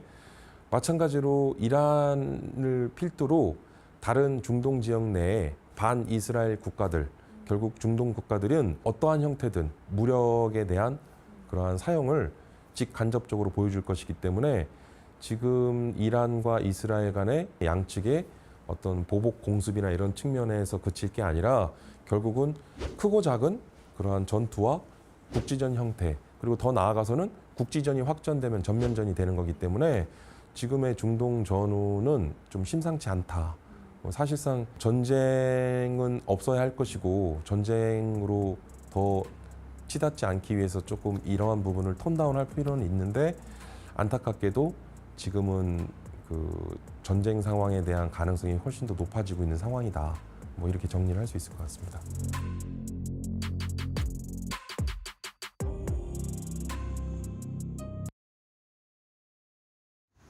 이란과 이스라엘 간 갈등이 끊임없이 소식이 나오고 있습니다. 여기에 미국의 개입까지 우려가 되면서 시장 불확실성은 더욱이 커져가는 상황입니다. 그렇다면 우리 시장 오늘 상황은 어떨까요? 바로 지수부터 확인해 보겠습니다. 먼저 유가증권 시장입니다. 현재 시간 기준으로 0.69% 오르면서 2,970선을 회복을 했습니다. 장중 최고 2,975선까지 터치를 했는데요. 오늘 2,930선으로 하락 출발했던 것에 비하면 일단 선방하고 있는 것으로 보이고요. 코스닥도 지수 비슷하게 흘러갑니다. 일단 장 초반에는 하락 추세를 탔는데 양전에 성공하면서 현재 시간 0.52% 오른 779선 지나가고 있습니다. 수급 상황도 함께 체크해 보겠습니다. 오늘 투자자들 매매 동향, 일단 유가증권 시장은요. 외국인이 좋습니다. 장중 매수 포지션으로 전환이 됐는데요. 기관도 마찬가지로 장중에 매도에서 매수 포지션 전환이 되면서 오늘 기관과 외국인의 수급이 지수 상방을 이끌어주고 있는 모습입니다. 코스닥도 함께 살펴보겠습니다. 코스닥 매매 동향은요. 일단 개인과 외국인의 순매도 속에 기관이 사자세 보이고 있습니다. 외국인이 계속해서 장 초반부터 발자세 가져가는 점은 체크해 보셔야 할 것 같습니다.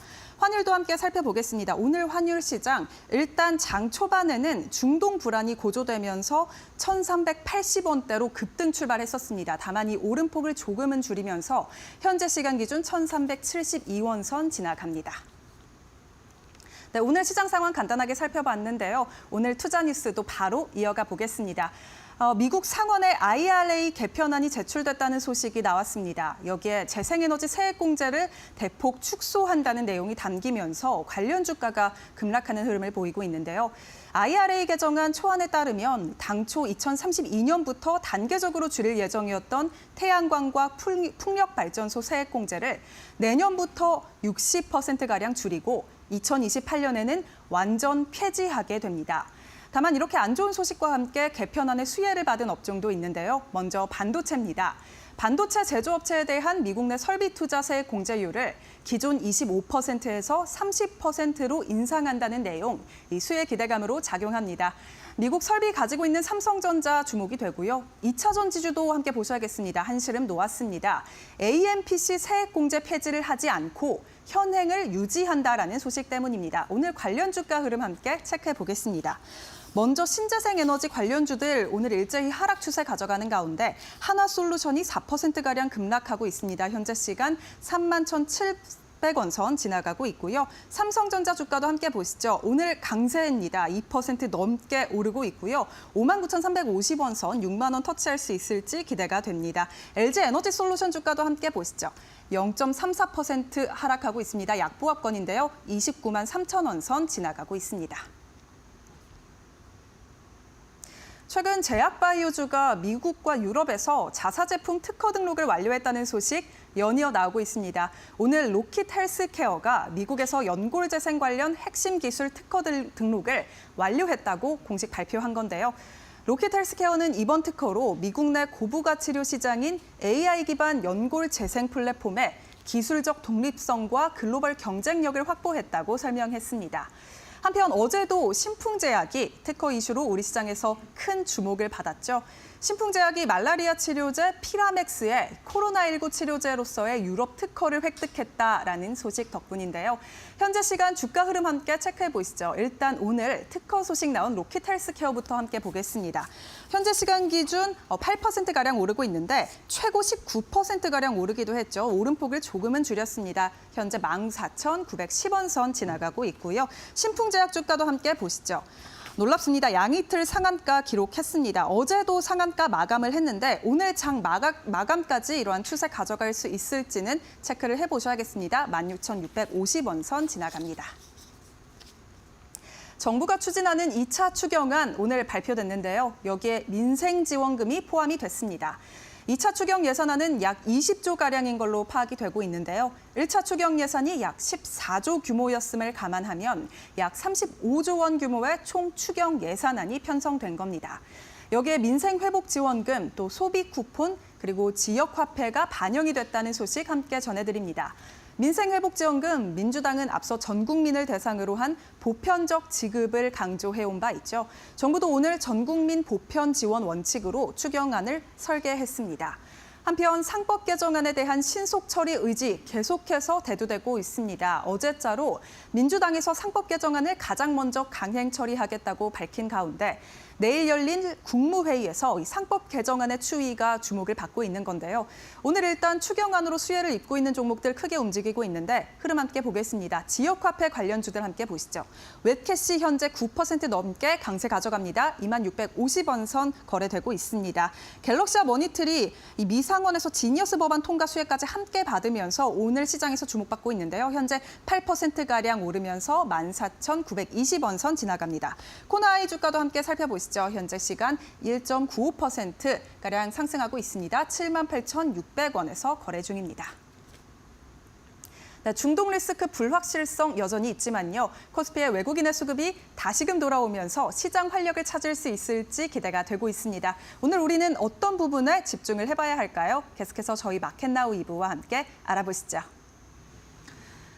네, 우리나라의 상법 382조 3항은 이사의 충실 의무를 반영을 하고 있는 상황입니다. 여러분 아시다시피 개정안이 현실화될 전망에 대한 분석이 좀 필요해 보입니다. 그에 따른 주식 투자의 전략도 또 화제가 되고 있는 상황인데요. 오늘 조호진 타큐뉴스 대표와 함께 알아보도록 하겠습니다.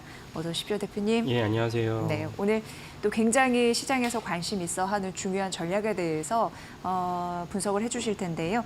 이재명 정부가 출범하면서 상법 개정안 그 추진 이런 부분 좀 현실화될 가능성이 높아졌다라고 보여집니다. 어떻게 보십니까? 예, 그렇죠. 그러니까 뭐 이재명 대통령이 이제 시대가 열리면서 민주당도 새로 이제 전당대회도 열어야 되고 당 대표도 뽑아야 되고 그러면 당연히 원내대표도 뽑아야 되는데 원내대표를 먼저 뽑았습니다. 그래서 김병기 이제 신임 원내대표가 이제 당선이 되는데 신임 원내대표의 일성이 그 민생 법안 중에서 상법 개정안을 제일 먼저 그 추진하겠다라고 얘기를 했습니다. 그러니까 실질적으로는 뭐 실현될 거라 보는 이유는 뭐냐면 지난번에 그러니까 윤석열 정부 마지막 시절에 이제 상법 개정안이 그때 뭐 이재명 당대표의 이제 주도로 상법 개정안이 국회에서 통과됐고 그랬는데 이제 그 당시에는 이제 한덕수 권한대행이 이제 거부권 행사했죠. 그래서 이제 실현은 안 됐습니다. 그러면 이제 대통령이 바뀌었으니까 당연히 이제 거부권 행사할 리가 없고 그렇다 상법 개정안이 이제 추진될 것이라고 보는 것이 타당하고 여기에 이제 아까 말씀드린 김병기 신임 원내대표가 민생 법안이 사실 많거든요. 많은데도 불구하고 그중에서 무엇을 제 역점으로 두느냐 우선순위를 두느냐라고 얘기했을 때 상법 개정안을 제일 우선순위로 두겠다고 얘기했습니다. 그러니까 사실은 상법 개정이 현실이 될 거라고 봐야겠죠. 이런 맥락에서 이제 주식시장을 보시는 것이 타당하겠다라고 말씀드리겠습니다. 네, 그러면은 상법 382조 3항 같은 경우에 이재명 대통령도 그렇고 이 민주당 자체가 제1순위로 두는 이유가 분명히 있을 것 같습니다. 예. 그거 이유는 한 뭐 수십 년 전으로 거슬러 올라가야 되는데요. 근데 결국 이재명 정부는 이제 그 전에 있었던 문재인 정부, 그 전에 노무현 정부다 그 전에 같이 궤를 하는 김대중 정부랑 이제 같은 맥락으로 보시면 됩니다. 김대중 정부가 출범할 수 있었던 가장 강력한 이유는 무엇이냐면 이제 97년 12월에 IMF, 뭐 우리나라가 다 뭐 지금 화면을 보시는 분들 중에는 이제 2000년생 이후로는 뭐 IMF에 대해서 잘 모르시겠지만 우리나라 중요한 분기점이 되는 사건 중에 하나가 IMF의 구제금융 신청한 것이었습니다. 구제금융 신청하다 보니까 IMF가 우리나라에 대해서 이래라 저래라 할 수 있는 권리가 생겼습니다. 권리가 생기면서 첫 번째 요구한 것이 무엇이냐면은 재벌에 대한 개혁이었습니다. 재벌에 대한 개혁을 해야 되니까 그리고 국민들도 사실 공감을 했죠. 재벌 때문에 우리가 이 나라가 이 지경이 됐다. 이 나라가 사실은 달러가 없어진 그런 나라가 됐다. 뭐 너무 자조 섞인 또 한탄이 많이 나왔습니다. 그러다 보니까 재벌 개혁을 하겠다는 것이 공감대가 형성됐고 아까 말씀드린 대로 당연히 김대중 정부도 재벌 개혁을 하겠다. 노무현 정부도 재벌 개혁을 하겠다. 문재인 정부도 재벌 개혁을 하겠다 했지만 실제적으로 거의 안 했어요. 그러니까 재벌 개혁을 하겠다라는 어떤 공언은 했지만 천명은 했지만 그걸 위해서 금감원도 출범하고 그걸 위해서 공정거래위도 출범을 했습니다. 근데 실질적으로는 재벌 개혁이 제대로 되지 않았습니다. 그런 맥락에서 상법 382조 3항을 보시는 게 좋겠다라고 이제 말씀드리는 것입니다. 네. 사실 이게 어떻게 보면은 계속적으로 역사, 스토리텔링이 좀 이어져 왔던 그런 예, 예. 문제였습니다. 어쨌든 재벌 개혁 이런 부분이 가능하려면 이제 법적 테두리를 쓰여야 된다라는 걸로 느껴지거든요. 예, 그렇죠. 잘 될까요? 어떻게 보십니까? 그러니까 재벌 개혁을 한다면 사실은 또 당사자들, 재벌들은 거기에 대해서 많이 아주 그냥 반발하겠죠. 예. 감정적인 반응을 할 수밖에 없는 것인데, 근데 상법 382조 사망은 재벌 개혁과는 무관해 보이거든요. 그러니까 무관해 보이는데 왜 이것이 아까 말씀드린 김대중 정부부터 추진되었던 IMF부터 추진되었던 재벌 개혁과 관련됐다라고 이제 말씀드린 이유는 무엇이냐면 그 IMF가 지목했던 재벌 개혁이 무엇이 문제되는 것이냐면 재벌이라고 말하면 보통 우리가 인식되는 건 무엇이냐면 문어발식 경영. 그러니까 하나의 기업이 한 수십 개, 수백 가지를 계속 다단계식으로 법인을 갖다 세우고 해당 법인을 갖다 심지어 상장도 하고 뭐 이것이 사실은 쌓이다 보니까 우리나라가 지금 겪고 있는 그 중복 상장 A라는 기업이 있는데 A라는 기업만 갖고 이제 투자를 하고 상장을 하고 주주들과 이제 의사소통을 해야지 왜 A라는 기업에서 알짜배기를 하나 떼내서 왜 또 다른 기업을 갖다가 상장시키면서 중복 상장 이러다 보니까 사실은 코리아 디스카운트의 또 다른 요인이 됐는데 그러니까 재벌이라 하면은 문어발식 개혁도 있지만 아까 말씀대로 A라는 소수의 지분을 갖고 있는 재벌이 다단계식으로 이제 계속 기업을 세운 다음에 이 기업에 대해서 경영권을 행사한다는 이런 것도 중요합니다. 이런 관점에서 382조 3항이 개정된다면 아까 말씀드린 다단계식 그리고 자기는 책임을 지지 않으면서 다른 거수기형 어떤 이사들을 앉혀놓고서는 자기 입맛대로 하는 이런 식으로 하는 그 경영을 사실은 금지된다. 이 상법 382조 3항이 개정되면요. 이런 맥락에서 사실 우리나라의 어떤 중요한 역사적 분기점을 맞았다라고 저는 봅니다. 이렇게 봤을 때 코스피 3천은 물론이고냐 5천도 가능하다. 이런 어떤 분석도 그 때문에 나오는 것입니다. 네, 그러니까 실질적으로 되면은 재벌 개혁이나 재벌 해체도 가능하겠다. 예, 예. 이런 맥락으로 좀 가는 거고요. 그러다 보니까 시장 입장에서 봤을 때 지주 회사의 몸값가 달라지겠네, 변화가 그렇죠. 좀 있겠네. 예, 예. 그러면서 CJ, 하나, SK 이렇게 동반에 지금 오르는 흐름들이 예, 그렇습니다. 예. 최근에 좀 일어났잖아요. 예. 고저에서 투자 전략을 좀 살펴주신다면요. 예. 예. 그래서 단적으로 먼저 떠오르는 기업은 CJ, 단적으로 먼저 떠오르는 기업은 SK입니다. SK. 왜냐하면 SK는 상법 383항에는 없지만은 앞으로 조만간 이재명 대통령 후보 시절에 자사주의 의무 소각화도 하겠다고 했거든요. 그럼 그게 3개월일지 6개월일지 모르겠지만 어쨌건 SK는 자사주가 무려 25%나 됩니다. 그러면 이재명 대통령이 본인의 공약을 상법 382조 3항처럼 실현시킨다면 자사주 보유를 갖다가 3개월, 6개월 내로 제한시켜버린다면 SK는 사실 25% 자사주는 옛날에 보유하고 있었다니까 당연히 자사주를 매각해야 됩니다. 그러면 단순 계산으로도 SK의 주주들은 그 자사주 의무 소각화가 현실이 되면 앉아서 25%의 이제 가치가 올라가는 거예요. 그러면 SK의 주가도 올라가야 된다는 것을 알 수가 있습니다. 이런 식으로 이제 재벌 개혁이 이루어지게 되면은 아까 말씀드린 IMF가 요구했던 한국의 실질적인 재벌 개혁이 우리가 눈앞에 보니 현실화된다라는 것을 알 수가 있고 다시 한번 말씀드리지만 아니 상법 380조 3항과 재벌 개혁에 무슨 관계가 있냐라는 것을 다시 한번 말씀드리면은 그전에 재벌들이 보시면 아시겠지만 대부분의 재벌들은 등기이사를 맞지 않아요. 등기이사를 맞지 않은데 자기 입맛에 맞는 사내이사건 사회이사건 앉혀놓은 다음에 다단계식으로 경영을 합니다. 그러다 보니까 사실은 책임도 없고 전문성도 없는 사람들이 의사결정을 하게 되고 이것은 사실은 급변하는 시대에 예를 들면은 제가 지난번에도 말씀드렸지만은 삼성전자가 2019년 12월에 결정적 실책을 저질렀는데 그게 무엇이냐면 HBM 사업팀을 삼성전자가 축소했다고 그러고 제가 보기에는 없애버렸습니다. 그 여파가 사실 삼성전자가 20년간 30년간 구가했던 D램에 있어서 1등 기업을 SK하이닉스에 놓치는 그런 어떤 참담한 현실을 맞았고 참담한 현실은 주가로 반영이 됩니다. 삼성전자가 지금 6만 원 돌파할 것 같은데 그런 것처럼 보이지만 실질적으로 6만 원 돌파하지 못할 거라고 저는 봅니다. 왜냐하면 엔비디아의 HBM을 납품을 못했으니까요. 이런 어떤 결정적인 역할을 2019년 12월에 못했는데 HBM 축소시켜버렸는데 이것들을 만약 이사들이 정상적 이사들이 있었다면 그 당시 김기남 대표가 HBM을 없애겠다 했을 때 아니 김 대표 지금 2019년 2월에 같은 해에 엔비디아의 젠슨 왕이 CES에서 키노트 스피치로 뭘 했냐면 AI를 얘기했거든요. 그걸 알아야 때 삼성전자가 HBM을 없앴다? 이거는 말도 안 되는 행동을 한 것입니다.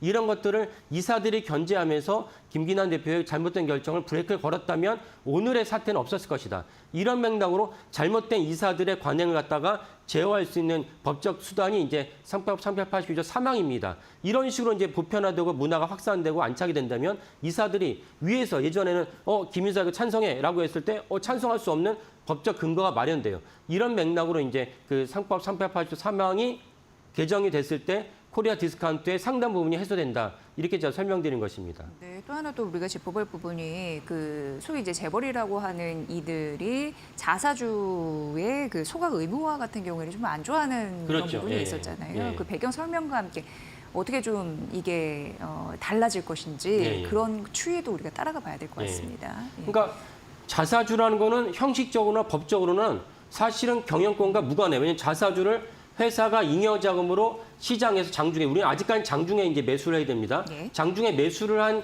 자기의 자산이거든요. 그러면 그 자산은 누구의 것이냐? 경영자의 것도 아니고 경영자를 갖다가 좌지우지 컨트롤하는 소수의 재벌 것도 아닙니다. 누구의 것입니까? 주주들의 것이죠. 그러니까 주주들이 내가 가진 자산 중에 하나가 자사주도 있는 거예요. 그러니까 그 재벌들이 그 한경형이 그 자사주 매각을 갖다 반대한 이유는 형식적으로 아무런 근거가 없어요. 그럼에도 불구하고 자사주 매각을 반대하는 이유는 무엇이냐면은 자사주를 통해서 경영권을 행사하는 경우가 종종 있었기 때문입니다. 이 부분이 참 어처구니 없고 모순된 건데 이 부분을 해소할 때 사실은 이제 우리나라 코리아 디스카운트가 한 번 더 해소하는 어떤 전기가 된다라고 이제 말씀드리겠습니다. 네. 자사주와 경영권을 연결하는 배경이 있을 것 같은데 이제 그런 부분이 이제 이해가 됐습니다. 예. 그러면은 계속적으로 저희는 그 지주회사 이런 부분에 대한 가치가 높아질 가능성을 두고 전략을 좀 생각해 보면 좋겠네요. 그렇죠. 예, 그렇습니다. 그 상법 개정 관련해서 그 새 정부는 아무래도 공정한 시장 경제를 위해서 그 환경을 마련해주겠다는 의지가 굉장히 강해 보입니다. 그런 의미에서 주주들의 권리와 보강과 함께 좀 투자할 만한 그런 맛이 나는 시장이 될 수 있을지 지켜보시길 바라겠습니다. 자, 오늘 조호진 탁교훈 뉴스 대표와 함께 분석해드렸습니다. 잘 들었습니다. 예, 감사합니다.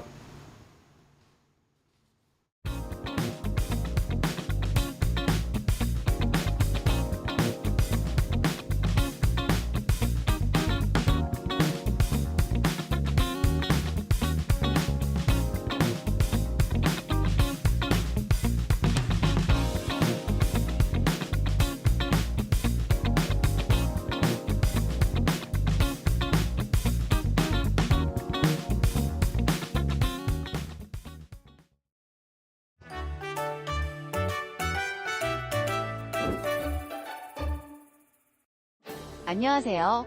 오늘은 최근 뉴스와 투자 이야기에서 자주 등장하는 스테이블 코인에 대해 쉽게 알려드리려고 해요. 비트코인, 이더리움 같은 가상자산들이 우리와 꽤 많이 친숙해졌는데요. 아직 일상에서 자유롭게 사용하기에는 쉽지 않으시죠? 식당에서 비트코인으로 결제를 하고 나왔는데 나오자마자 갑자기 급등하거나 급락할 수도 있기 때문이죠. 이렇게 일상에서 쓰기 어려운 암호화폐, 그래서 등장한 것이 바로 스테이블 코인입니다. 스테이블 코인은 이름 그대로 안정적인 코인인데요. 가격이 들쭉날쭉한 비트코인이나 이더리움 같은 코인과 달리 항상 1달러면 1달러, 1,000원은 1,000원.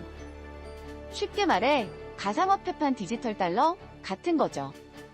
가장 큰 특징은 송금, 결제, 거래소에서 자산을 보관할 때 마치 달러나 원화 같은 법정화폐와 1대1로 가치를 연동한다는 점입니다. 실제 달러나 유로 같은 돈을 은행에 예치해놓고 그만큼의 코인을 발행하는 방식입니다. 가장 많이 쓰는 USDT, USDC 같은 코인들이 이 방식이에요. 대표적인 스테이블 코인, USDT는 1코인당 1달러의 가치를 유지하도록 설계되어 있죠. 그렇다면 스테이블 코인은 어디에 쓰일까요? 글로벌 결제나 해외 송금에 가장 많이 쓰입니다. 기존 국제 송금은 시간이 오래 걸리고 수수료도 비싸지만 스테이블 코인은 실시간으로 저렴한 수수료에 송금을 할 수 있습니다. 특히 은행 인프라가 부족하거나 자국 통화 가치가 불안정한 나라에서는 달러 연동 스테이블 코인이 현지 화폐를 대체하는 경우도 많습니다. 또 가상자산 거래소에서 거래할 때도 스테이블 코인은 가치가 안정적이기 때문에 투자자들이 위험을 줄이기 위해 자주 교환하거나 거래의 기준 통화로 활용됩니다. 최근에는 은행 등 전통 금융기관도 스테이블 코인 발행에 참여하고 기존 금융 시스템과 연계하는 움직임이 활발합니다. 현재 스테이블 코인 시장 규모는 약 324조 원인데 2028년에는 2,800조 원 규모로 성장할 것으로 예상됩니다. 현재 대부분의 스테이블 코인은 달러 기반인데요. 이미 실물 경제에서도 사용되고 있습니다. 때문에 디지털 경제에서도 달러의 영향력이 너무 커지면 원화의 영향력이 작아질 것을 우려해 대한민국에서도 원화 스테이블 코인을 추진하고 있는 것이죠. 하지만 문제도 있습니다. 통화를 발행하고 관리하는 한국은행의 입장에서 통화에 대한 지배력이나 통화 정책의 유효성이 약화될 것이라는 우려가 있죠. 따라서 원화 스테이블 코인의 인허가와 감독은 반드시 중앙은행이 개입해야 한다는 입장입니다. 조만간 컨퍼런스를 통해 제도 설계와 감독 체계 마련, 그리고 비은행권의 무분별한 진입 방지 등에 대한 메시지를 낼 것으로 보입니다. 하지만 정치권과 관련 업계에서는 세계적 흐름에 뒤처지지 않게 빠르게 도입해야 한다는 목소리가 커지고 있는 만큼 빠른 시간 안에 다양한 형태로 우리 실생활에서 쓰이게 될 것으로 예상됩니다. 가상화폐 발생, 유지 보수 관련된 기업들의 주가도 한동안 들썩일 것 같은데요. 관련한 소식과 정보들은 저희가 빠르게 알려드리겠습니다. 오늘도 시청자 여러분의 성공 투자를 기원합니다. 기분 좋은 하루 되세요.